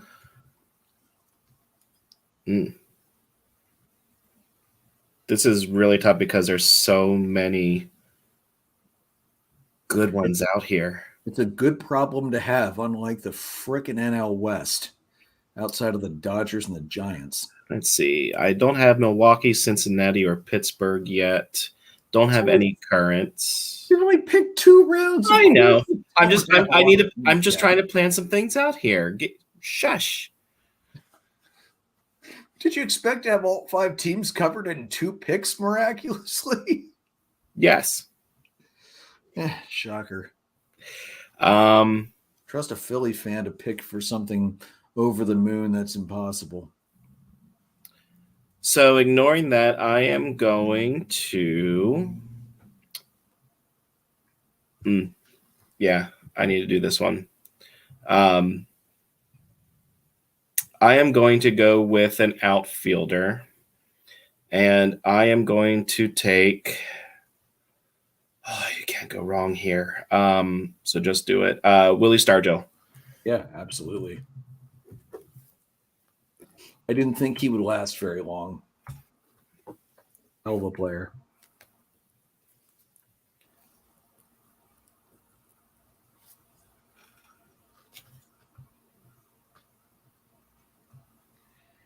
All right, Joe, who do you have next? I'm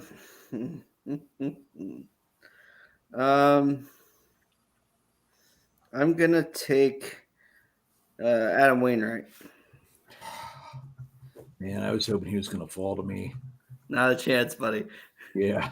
Oh, I'm not surprised. I'm not even I probably should have taken him over Stan the Man. But good pick, regardless. All right, let's see. Do I have a brewery yet? I don't have a brewery yet. Yeah.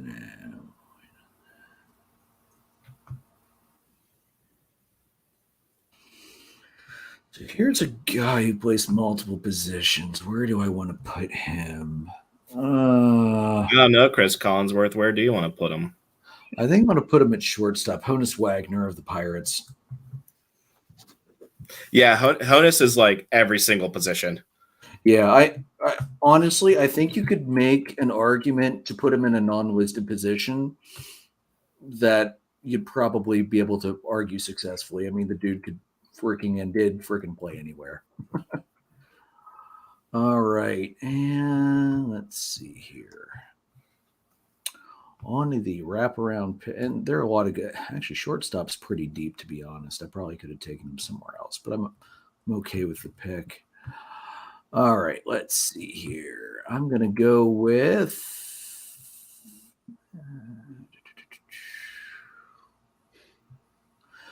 I'm going to go with the guy who I really thought the Phillies should have taken as manager years ago at third base, Ryne Sandberg. I don't know that I agree with that first statement, but Well, to be honest, I don't know he's that at second base, by the way, not third. Second base, not third. He played second and third. It's one of those things. I don't What, think like so, 2 buddy. games? What's this? The Chris Bryant rule? He played one game in center field, so he's a center fielder. Give me a second. I can pull it up here. Now, I'm looking at Baseball Reference. I mean, Baseball Reference is not going to really screw that around. Let's be honest here. Give me a second. He played a grand total of 133 games at third base. I'll take it. As the in-house Cub fan, no. As the authority on the Cubs, no. I won't allow it. All right, hey, I'll take him at second. Third base is deep enough. I'll take him at second. It's fine. All right, second base. Ryne Sandberg. Always liked that guy. Nice personality. All right, Joe. Jeez. All right. So for the record, then, I'm just going to preemptively say next week, Chipper Jones, you cannot take him as a shortstop. I'll allow an outfielder. I'll say I would only say third base. Yeah, third base. He played you can make an argument enough for outfield. He played 2-3 seasons there because Bobby was worried about how injured he was getting. But he was a third baseman. I'm just saying, I'm not going to argue. If you say shortstop, I'm going to say no. He blew his ACL and they moved him away from shortstop because of it. Okay. At Jeez, this is tough.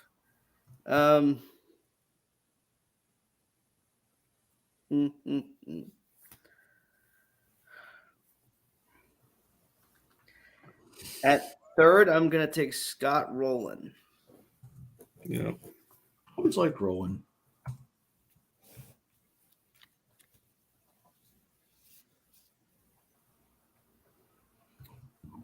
Pesky guy to get out. Boy, he could stretch in it better than most. Yeah. He did everything. Glove, bat, and this is a stat that might be even too hard for the guys and too strange for the guys at Elias to figure out, but I want to know who in Major League history has forced the most 10-plus pitch at bats, because he's got to be up there. The way he could just grind and foul off crap pitches until the pitcher finally said, all right, fuck it, hit this. All right, Jason, end round 4. I am going to be taking a starting pitcher, and from the Milwaukee Brewers, Raleigh Fingers. Great pick.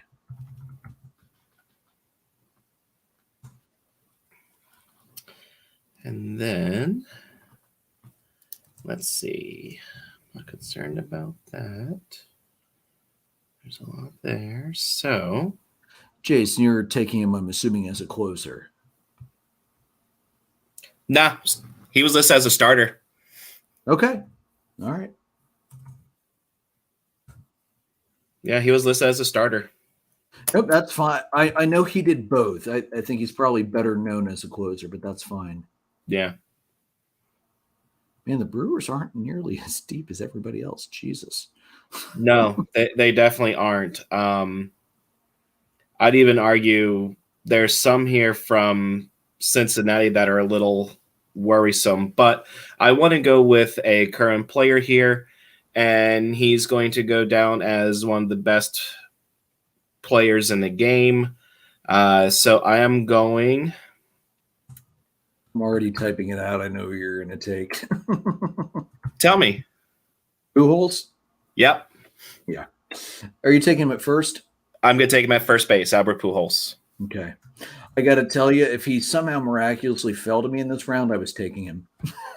Yep, that was my thought process too, was he's not staying on there long. So No, and absolutely no argument as one of the greatest first basemen to ever play the game, and probably one of the, if not the greatest Cardinals to ever play, although the Cardinals are deep, so it's tough to say just him. But and it's great because you have the history with him and the fact that he's still playing, so it's big win-win all around there. You want to know something crazy? Back in 2001, Pujols was just starting. Serena was playing in her first U.S. Open, and Vlad Jr. and Craig Biggio and the older Bichette were all playing, and all had hits that day. This was actually as of yesterday. And then this year, yesterday, Guerrero, Bichette, their kids got hits. Albert's still playing, and Serena Williams won a freaking U.S. Open match all these years later. Freaking insane. Sorry, cool Twitter stat I saw earlier. All right, Joe, round 5. Who you got, bud? I'm going to take Kutch. Kutch? Really? He's technically a Brewer now, so that's where I'm going to put him on my count. But okay, yeah, because you could have taken him as Pittsburgh too. Yeah, I love him as a Pirate, but for count purposes, I'm taking him in Milwaukee. I get that. Milwaukee is not deep. All right, Andrew McCutchen, a.k.a. McClutchen, as an outfielder. Milwaukee outfielder. Got it. And as a current. Sorry, I forgot to mark that. Okay. Good pick. Okay. I completely forgot the Brewers signed him in the offseason. Boy, talk about a guy who's really not done a hell of a lot this year. All right. Let's see.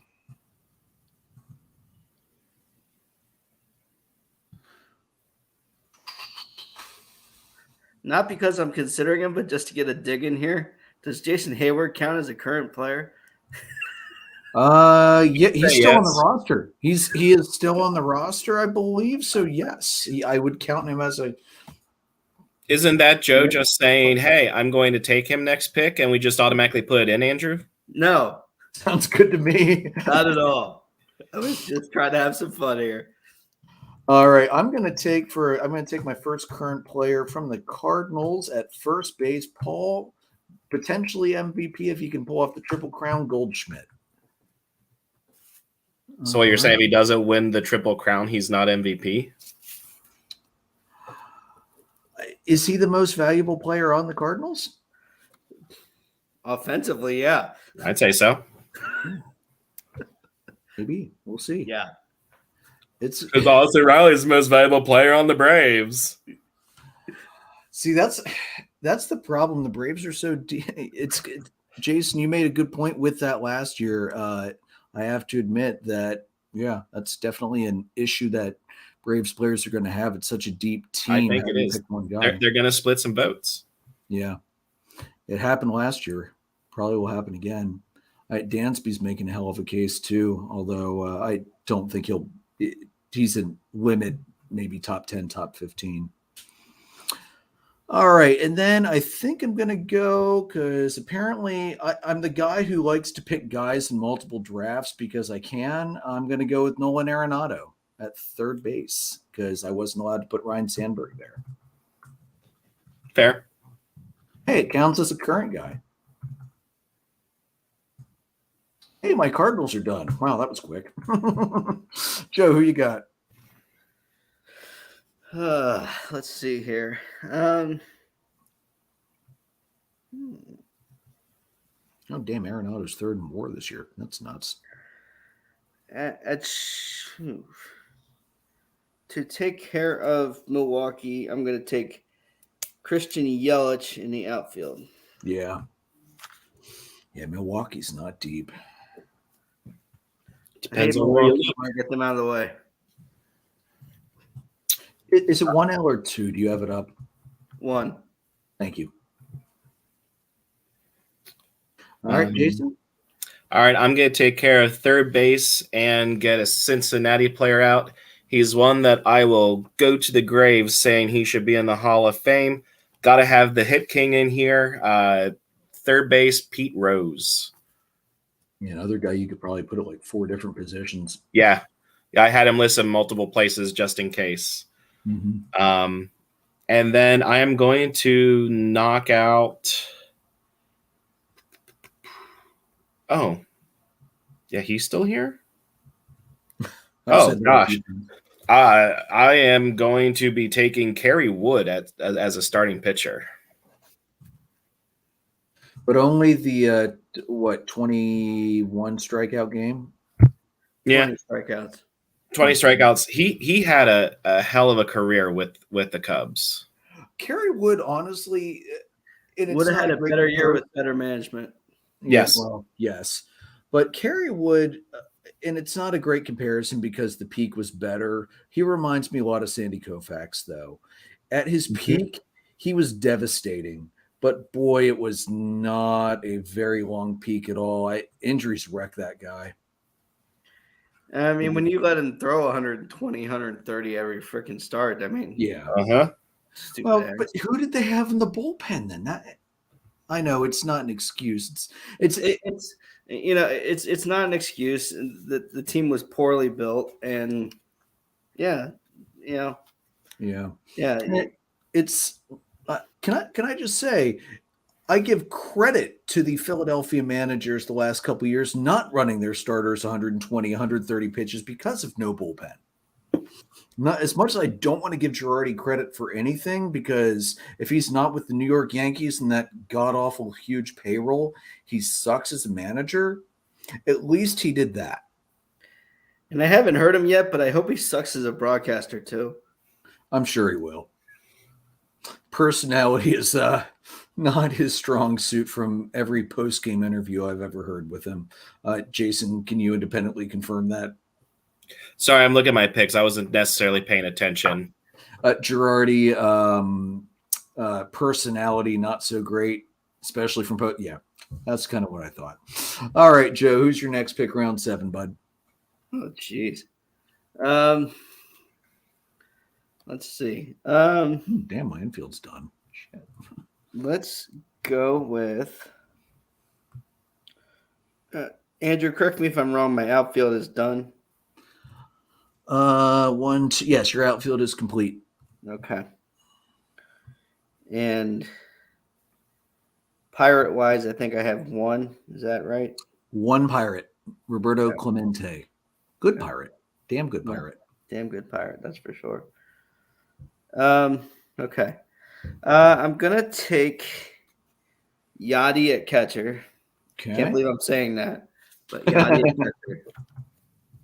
Hey, knocks off a current. Yeah.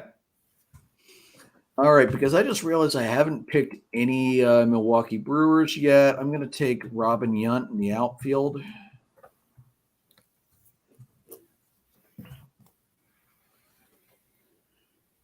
Let's see.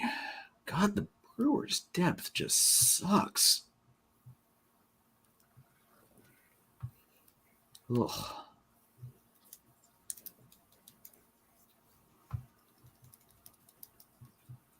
Mm-hmm.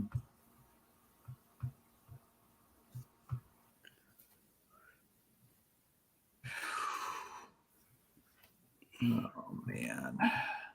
Well, I haven't taken.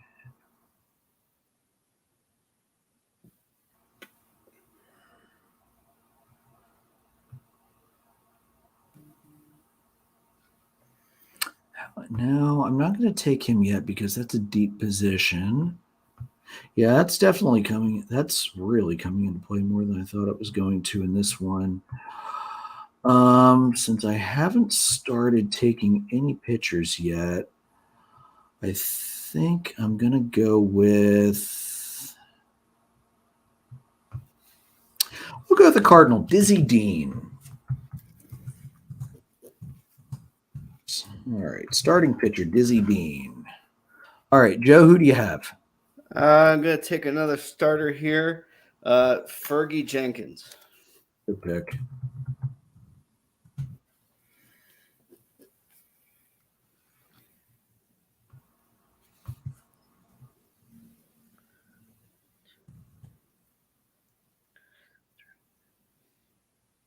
Yeah, 284 wins. That ain't bad. All right, Jason, round 8.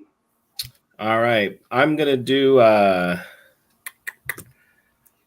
go with my catcher and go with ya boy, Joe, Wilson Contreras. Yeah, I figured he the wasn't going to be able to Cubs. stick around much longer. Yep. And for my wraparound, I am going to go with another current player and knock off a Milwaukee Brewer at the same time. Because, like you said, they are not too deep. And I'm a little surprised that with knowing how thin the Brewers overall are, that I'm surprised he's still here. I'm actually going to take my closer, and he was dominant with the Brewers before the trade, and I'm going with Josh Hader. Yeah. When you said Brewers and pitcher, I was like, yeah, he's probably going Hader. Yep. I mean, I would have, but his ERA is like what, 16 since the trade. I didn't take him as the other team. I took him as a Brewer. I know you didn't. It's scary how bad he's been with the Brewers, or not with the Brewers, excuse me, with the Padres. Yeah, he's just dominant with the Brewers. The Brewers, we were all going back and forth. Who's going to win this trade? The Brewers are dominating this trade. It's not even close right now. All right, Joe, who do you have next? Let's see here.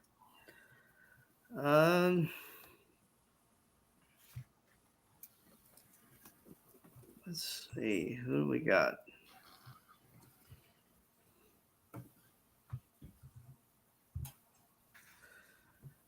I'm going to take my closer. I'm going to take Bruce Sutter. Good pick. Now that Atlanta's finally done paying him.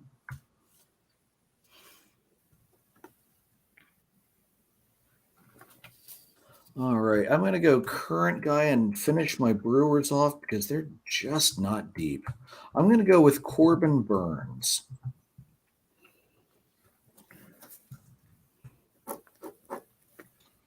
Okay, and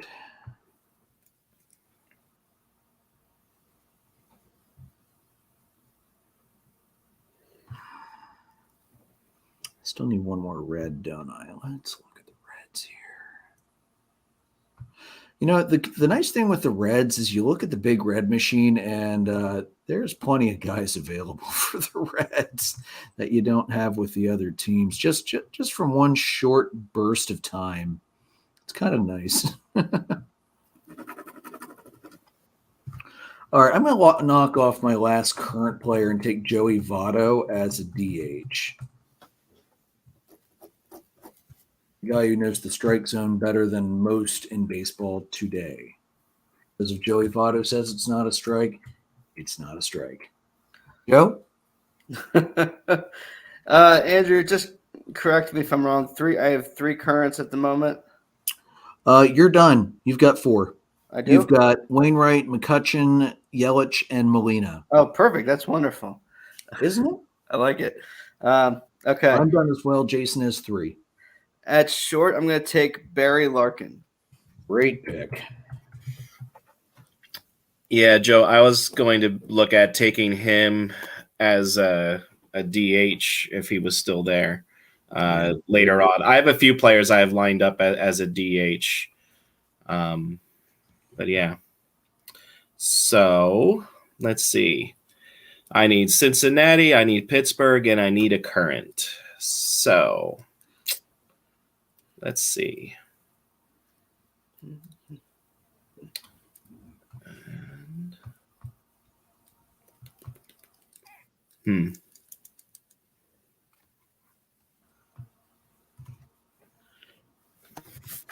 Right, just see if I'm missing anybody over here.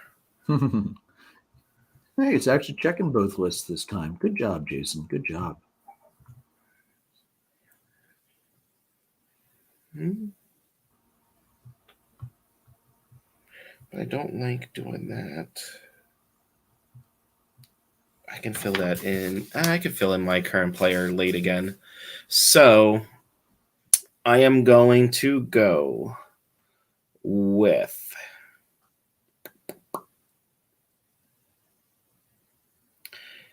in the outfield. No.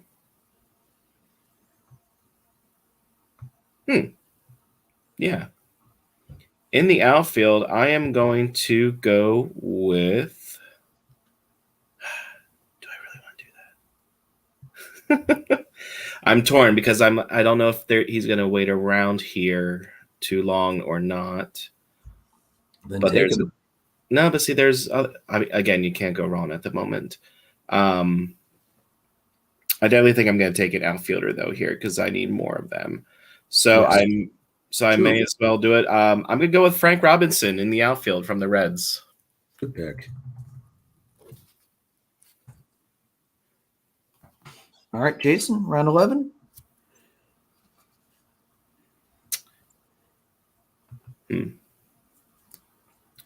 Let's get, I did one outfielder. I may as well get a second outfielder gone. Third outfielder, yeah. You have Stargell too. Third, yeah, that's right. Third outfielder. I'm a little surprised that, well, there's a lot of players that I'm surprised are still on here, but Central's deep. It is. I'm going to go back to the Cubbies and take Andre Dawson. I think outfield might be the deepest position, honestly, in the Central. There are so many good players available across all the teams. Joe, round 11, who you got? I'm going to knock off my starters here, and I'm going to take Greg Maddux.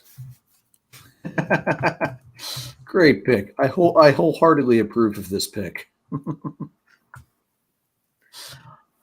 I'm also going to go with a Cubs closer. I'm going to go with one of my favorite nicknamed guys in the history of baseball, Mordecai Three Finger Brown.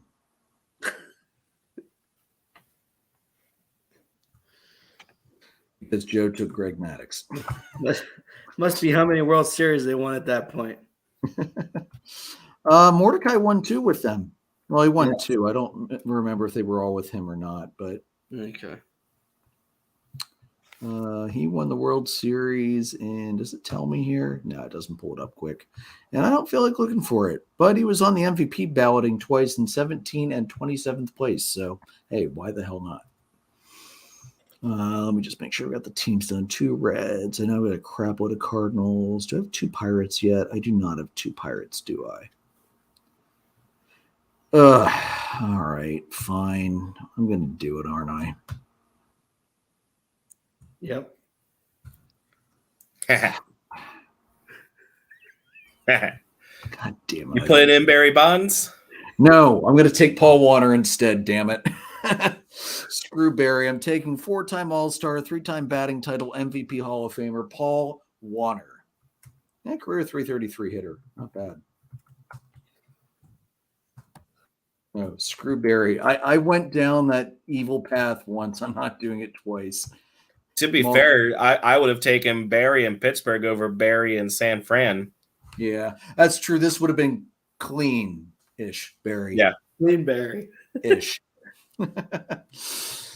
I can't stand that. Wrapping it back. Joe, who you got? I'm going to take at first base Mr. Cub, Ernie Banks. I was waiting for you to take him. I was getting ready to take him earlier, and I was like, no, 1, I need a current, so Arenado makes more sense. But 2, I really don't feel right taking Mr. Cub away from Joe. It just would have felt really dirty, aka something Jason would have done. Yeah, he was on my list as well, that if he's there around the DH time for me, I might take him because I like saving my DH for the end because they just, again, you have your pick of anybody that's left, and you're going to be able to find strategy. somebody good there. Yeah. So for my second to last pick, just because I'm going to need to do a quick look for my DH here, I'm going to close my starting pitcher, close my Pittsburgh Pirate, close my current, which means I meet all requirements, and I'm going to take former Pirate great, now Yankee okay to good to great, Garrett Cole. Garrett Cole. Only when the game starts on time, though. Yeah. Honestly, it's crazy. I don't even think about him being a Pirate. I don't even think about He was that. so good with the Pirates. He was so good. You just overlook it. And then I'm torn between two, because there's so many great players left. Like for example, like on my list here, you have players like Mark Grace, you have Chris Bryant, Ron Santo, Joe Took, Ernie Banks, like a former Pittsburgh Pirate that people don't quite remember, Jason Kendall at catcher, And I'm torn between these two. I think I'm going to go back to, I start with the Cardinals. I think I'm going to end with the Cardinals. Designated hitter, Lou Brock. Yeah, can't argue with that.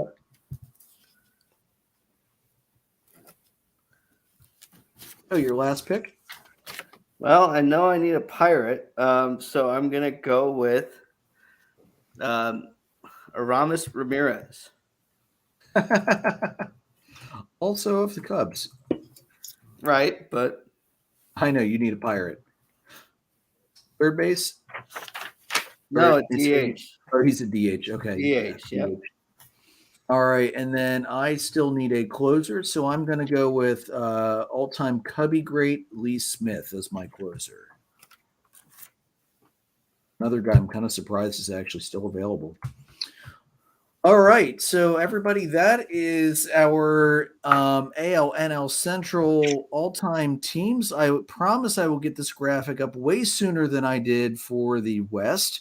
And we want to hear from you guys. Who do you think drafted the best all-time roster for the AL Central and the NL Central? These are phenomenal teams that, let's face it, I would take any one of these three teams against almost any other team in the history of baseball. Again, looking at the fact that there's only three of us picking from a very large player pool. Again, Brewers being the notable exception. Also, props to everybody for not drafting Hank Aaron as a Brewer. I was so tempted just to mess with you. He is literally on my list. So, yeah, he was on my list of outfielders too, but I was like, nah, if I can get the Brewers more honestly, I'm not going to take him. But I will not lie, he was on my outfield list. All right, so let's move on. Joe, quick recap. What went on with the Cubs this week, and then transition that to your Down on the Farm. I'm sorry, not the Down on the Farm, the Release the Good story. Also, I have Down on the Farm as next on our agenda. I know. I'm going to bump it after the Cubs just to break things up a little bit. Go for it. All right, so Cubs started the week with the Cardinals. Of course, as everybody knows, I'm allergic to St. Louis, and thanks to one lovely troll last week, I'm also allergic to vegetables. So, anyhow, game one happened as we were recording last week. It was a 1-0 Cards win. The story of this game would be Jordan Montgomery, the starting pitcher for the Cardinals. He came over in the Bader deal with the Yankees. Complete game shutout, 9 innings, 1 hit, 7 strikeouts on 99 pitches. So a Maddox shutout. Nice. But for Prince Albert Pujols, solo homer in the top of the 7th to score the only run in this game. So that was game one for you. You know, hat tip to Prince Albert for the homer. That's, you know, as high as that pitch was and as outside as that pitch was, how the heck he hit it out, I have no idea. It's one of those the world may never know. Yeah. Game 2, Cubs got to Wainwright. Wainwright only went 6 innings, I'm sorry. 5 hits, 2 runs, 4 walks, 3 strikeouts. Nico had an RBI ground out, and Seiya had an RBI single, and those runs stood the test of the game from the 3rd inning on. Javier Assad made a debut for the Cubs in this one. 4 innings, 4 hits, no runs, 4 walks, 3 strikeouts, and his first strikeout was Albert Pujols on a pitch that was obviously out of the zone, but hey, it's a strikeout. So that was game 2, a tough 2-0 win for the Cubs. Cubs take this series. This was their 5th in a row, I think, or 6th in a row against them on Wednesday in game 3. 7-1 win. Nico 3 for 4, an RBI, 2 runs. McKinstry 1 for 3 with a homer, 3 RBIs and a run. Gomes RBI ground out and a sac fly. Nico scored both times. Rowan Wick didn't blow this game this time. So, the Cubs win this one 7-1. And then game 4, I'm sorry, they didn't win this series. It was a split. 8-3 win, game 4 for the Cardinals. Goldschmidt 3 for 4. Overall a good week for the Cardinals. Dickerson, 3 for 5 in game 4 after being 10 for 10 earlier in the week. So that's the Cardinals series for you. And then the Brewers series, the Brewers hit 1 million all-time fans. They had a special ticket offer. Congratulations, Milwaukee. I'm happy to help. Wrigley Field North. Had to get that dig in on Milwaukee. Why not? This series, Cubs win on Friday, game 1, 4-3 in the 10th. 2 hits, both home runs from Ian Happ. Game 2, 7-0 Brewers win. Woodruff, 6 innings, 4 hits, 10 strikeouts. Yelich had a hell of a game, 4 for 5. And Wick blew this one with 4 hits and 4 runs in a third of an inning. Sorry, Jason, they couldn't help you. The Phillies out in that one. Game 3, 9-7 loss. Wong and Yelich went off. They were 6 for 10 between the two of them. So great day for the Brewers in this one. And the other, so transitioning in game 3 here to our Release the Goods segment for the week. Garrett Mitchell, as a rookie, gets his first major league hit on Sunday in this game that the Brewers win. Called up on Saturday. He's the number 5 prospect in the Milwaukee farm system. Had to go ahead single with 2 RBIs. His mom was keeping score up in the stands, and it's something that she has done since he played in Little League.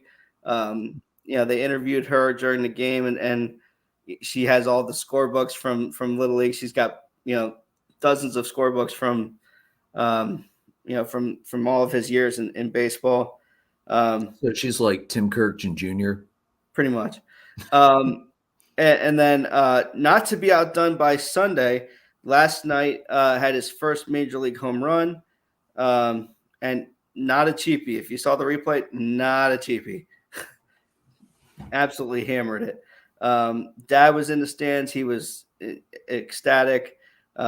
He also had a walk and a stolen base in this game yesterday. So he did pretty much everything he was asked to do for the Brewers here. The other thing of note is he's a type 1 diabetic. So for years and years, he's been told, well, these are your limits. These are your limits. So for him to exceed those limits and get to the majors and have success, it's excellent. It's wonderful, and it's exciting. And Garrett Mitchell is your Release the Good for the week. Nice. Yeah, only 2 major leaguers that I know of with type 1 diabetes. Who else? Anyway, it'll hit me later. But only 2 that I know of with type 1. So it's awesome to see the guys be able to push through that. All right. Jason, do you want to jump ahead and hit down on the farm quick?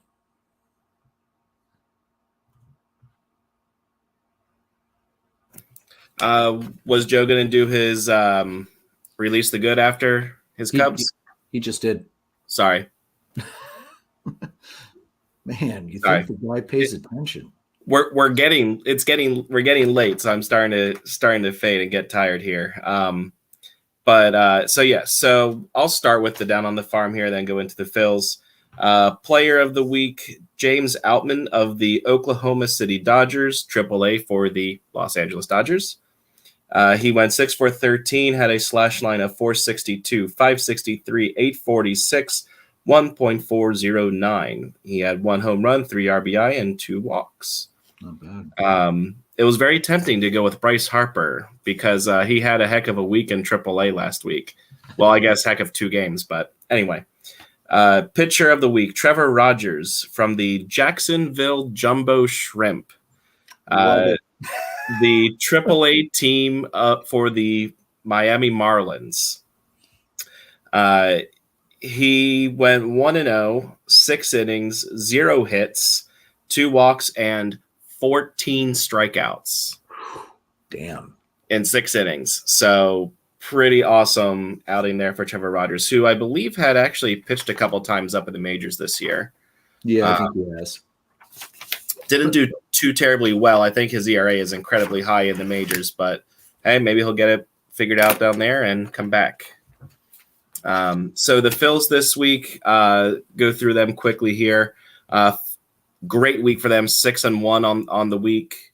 4-game sweep with the Reds to start.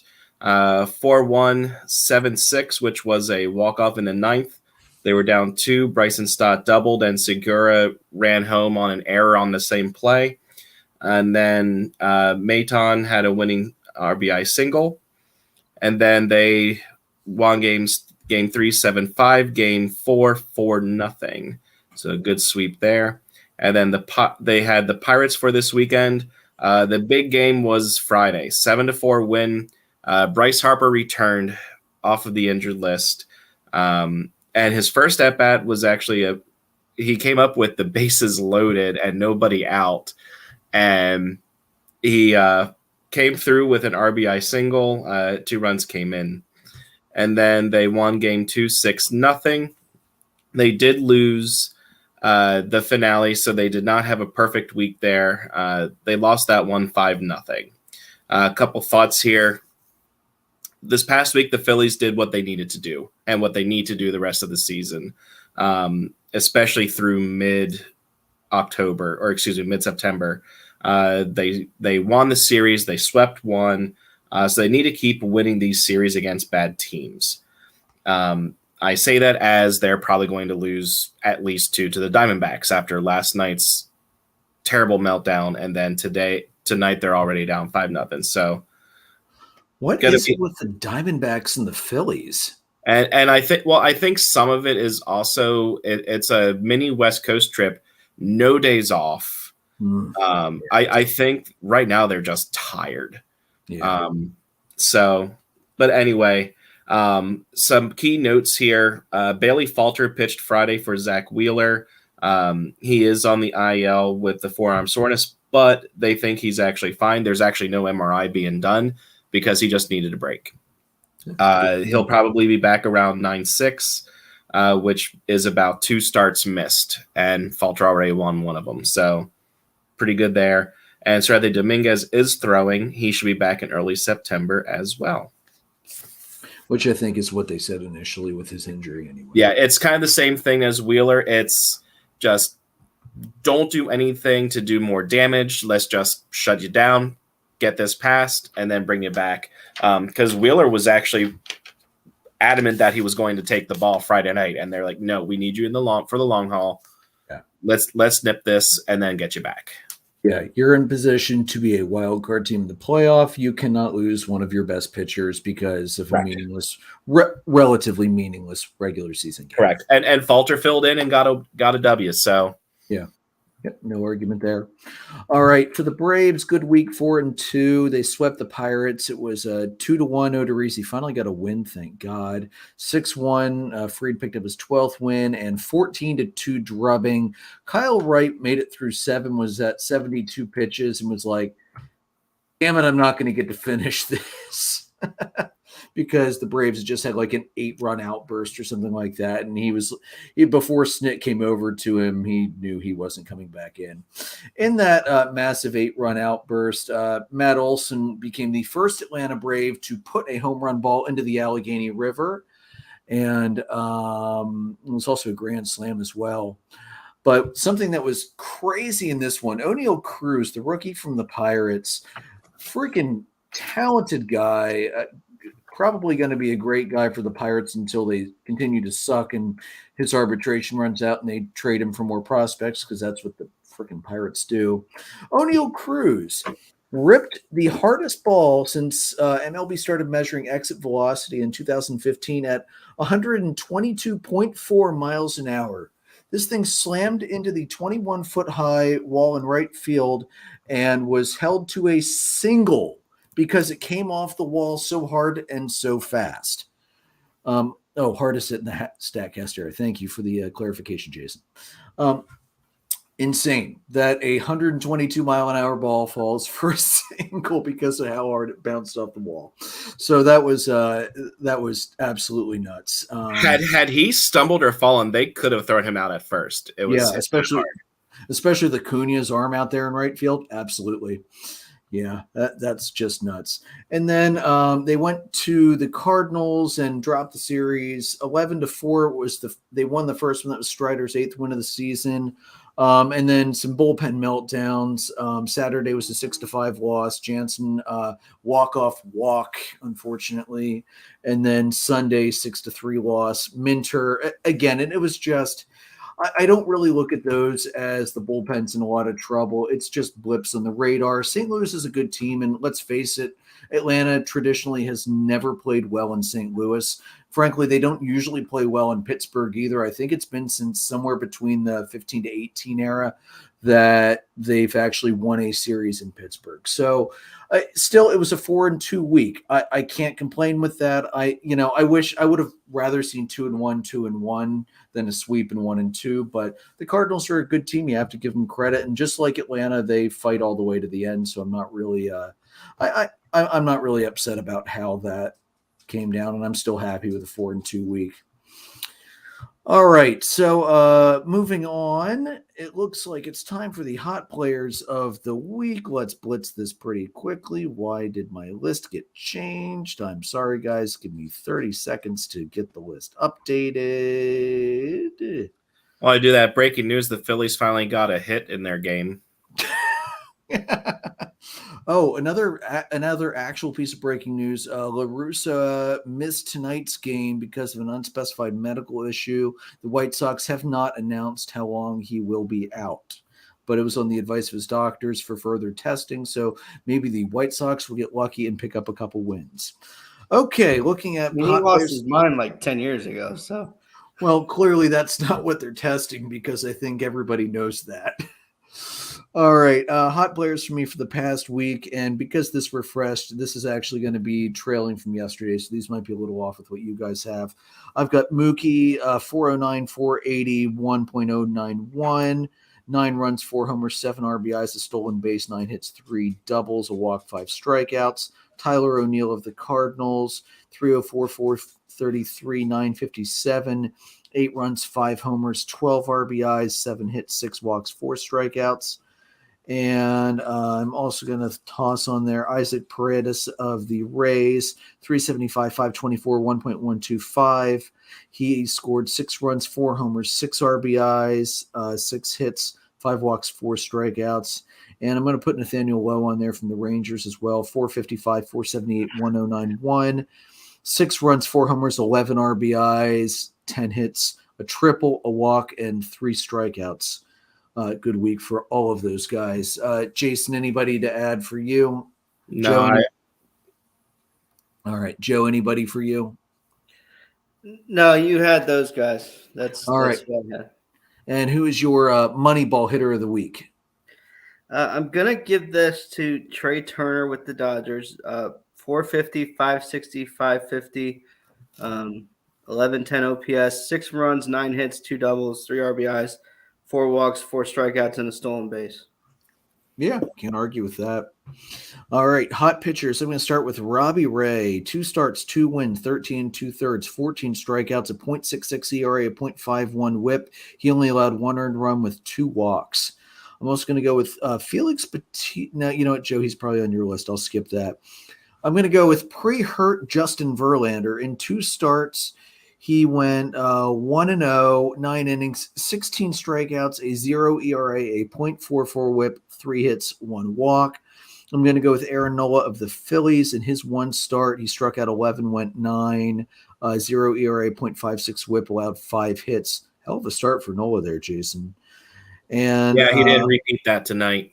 Yeah, I know, but I figured I'll give you the good one, and then I'm going to go with let's be realistic here. The probable NL Cy Young winner, Sandy Alcantara, 1 start, 9 innings, 10 strikeouts, an ERA of 1, a .89 WHIP, and 1 earned run, 6 hits, 2 walks.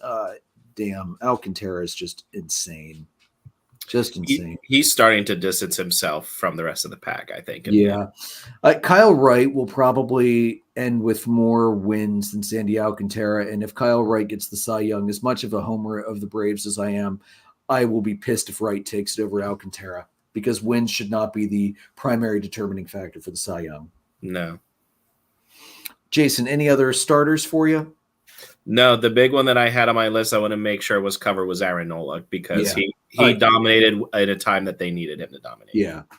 And the fact that he's got a 9-10 record is such bullshit, because he's pitched way better than 9-10. Yeah, he either doesn't get the run support, or when he does struggle, the offense scores runs and then he struggles and gives up more. So he's pitched very well this year overall.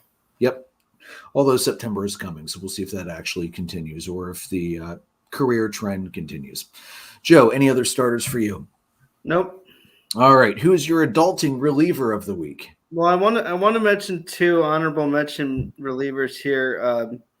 Adam Ottavino with the Mets, 3 appearances. He was 2 for 2 in save opportunities, 3 2/3 innings, 2 hits, a walk, 4 strikeouts, a .82 WHIP, and a 154 batting average against.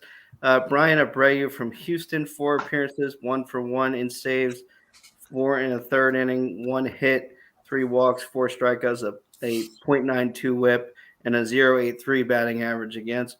But your adulting reliever of the week, saw him in person. It's exciting what they're doing down in Baltimore. Felix Bautista, 3 appearances, 1-0, 2-2 in save opportunities, 5 innings, 0 hits, 0 runs, 1 hit batter, 8 strikeouts. Damn. It's too bad he hit that batter. That was almost a perfect week. That's nuts. Yeah, the man is doing what he's asked to do. And I know when Jorge Lopez was traded, we were like, really? Yeah. They'll be just fine. Working out. It's working out very, very well for the Orioles at this point. Yeah, damn. Wouldn't it be cool if the Orioles knocked the Astros off in the playoffs? Would anybody else just love to see that? I'd feel horrible for Mancini, but I would just love to see that. We'll see if Mancini would be the only reason that I would be pulling for the Astros, and that's very, very small. Yeah. Well, let's face it, a whole lot of strange, unfortunate events have to happen to find enough to make Mancini's good overshadow all the crap of the Astros bad. All right, top teams for this week. Speaking of the Astros, I've got the Rays, the Astros, the Mariners, the Braves, the Phillies, the Cardinals, and the Dodgers. Do you guys have any additions or subtractions to my list? Jason says he's good. Joe, anybody else? I do want to highlight what the Orioles have done here the last week. They're 6-4 in the last week, or last 10 games, and they are 3 games out of the wild card spot there. I really hope they pull it off. And then so we can all say, "Hey, we told you so," with the fact that they should have been buyers at the deadline and not sellers. Yeah. Hey, What can I say? It might be slightly personal. All right, looking at the week ahead. Atlanta is at home all week. 3 with the Rockies. Fried versus Urania. Wright versus Feltner. Strider versus Cool. And then, of course, we're finally going to have to deal with frickin' Alcantara. Morton versus Alcantara on Friday. Odorizzi versus Cabrera. Fried versus Lopez. I'm to be completely honest with you, I am not happy with Alcantara, but considering the rest of their staff is not great, I'll deal with it. And then for the Cubbies this week, they have, let's see here. You are, 3 at the Blue Jays, 3 at the Cardinals. This has not been a good week. We're going to ignore the first 2 games, Joe, since they were already losses. Tomorrow's TBD versus White. And then for the weekends, it's going to be Steele versus Montgomery, Smiley versus Wainwright, Sampson versus Mikolas. For the Phillies, as Jason mentioned, things did not go well in the first game with Arizona last night. That was a loss. Tonight is Nola versus Galen, and tomorrow is Falter versus Henry. And then for the weekend series at San Francisco, because thank God the Phillies have a Thursday off, because God knows they've earned it. Gibson versus Cobb, Syndergaard versus Junis, and Suarez versus Rodon. That's going to be a pretty good Sunday matchup, Jason. Yeah, it is. Yeah.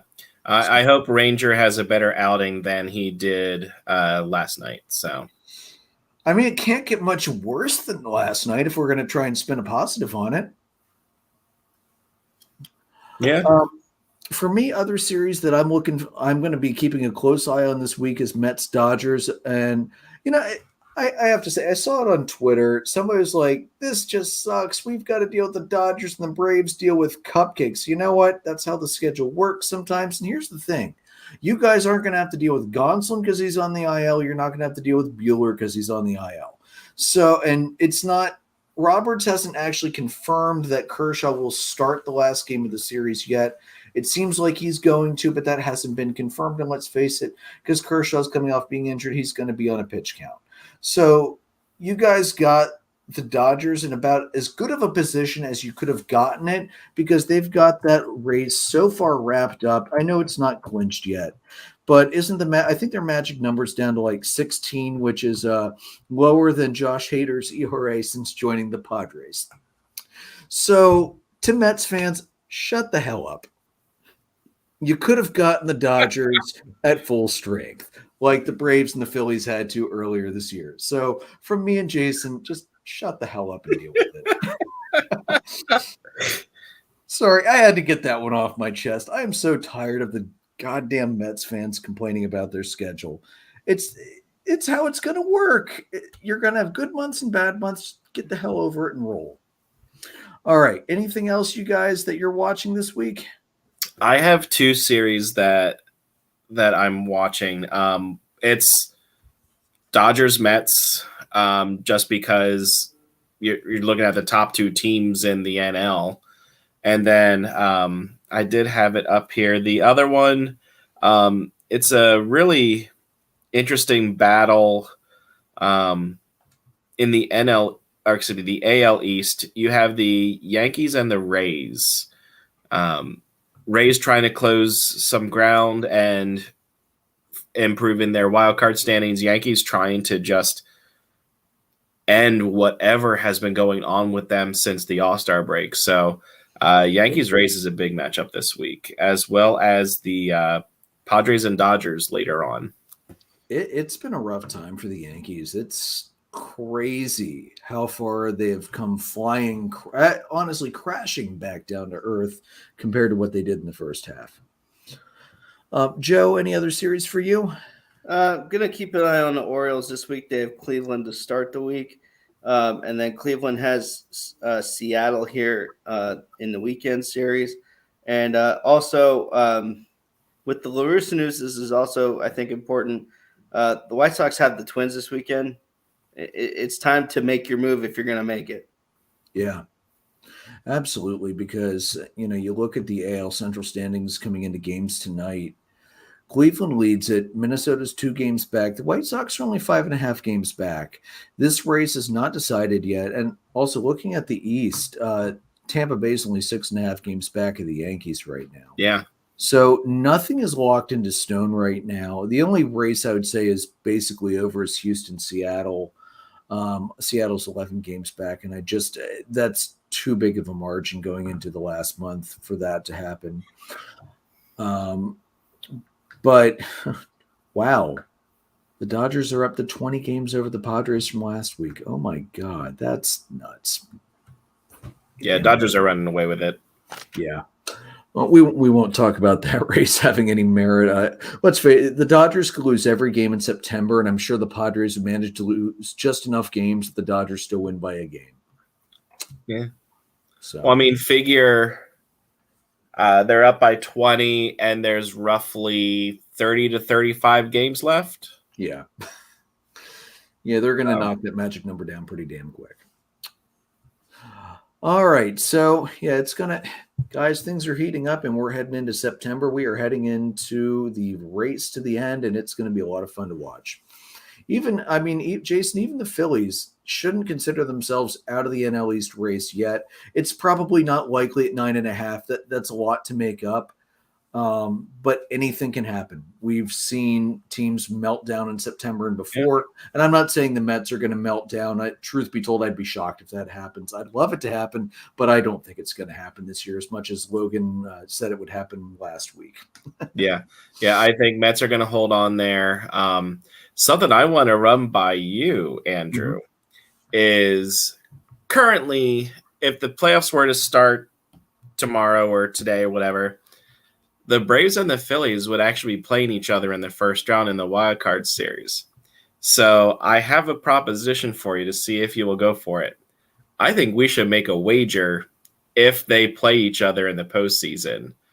I was thinking loser buys the other a 6-pack of beer, since, we are dollar dogs in beer, and wears a hat or jersey or something of the other team for a show. Yeah, that's fine with me. We're going to have to provide that to each other because I'm pretty sure you probably don't have any Braves gear, and I know I don't have any Phillies gear. Yeah. The only Phillies thing that's been in any of my houses over the last decade was a nookie that Chasen had for all of 2 days that my grandmother gave him, not realizing that it was Phillies, before I threw it out and burned it. But yeah, we got to get there first and have it there. But if they make it, I want to make sure we had it on a recording here. Yeah, where absolutely. We should have some kind of a small wager there. Yeah, I'm down for that. Sweet. And can I also just say, for the record, something I didn't realize, why is MLB not reseeding after the wild card round for the second round? That's stupid. And when we get closer to the playoffs, I'm going to go into a nice rant about this, because I think it's dumb that the 2 seed could potentially have an easier matchup than the 1 seed in the second round.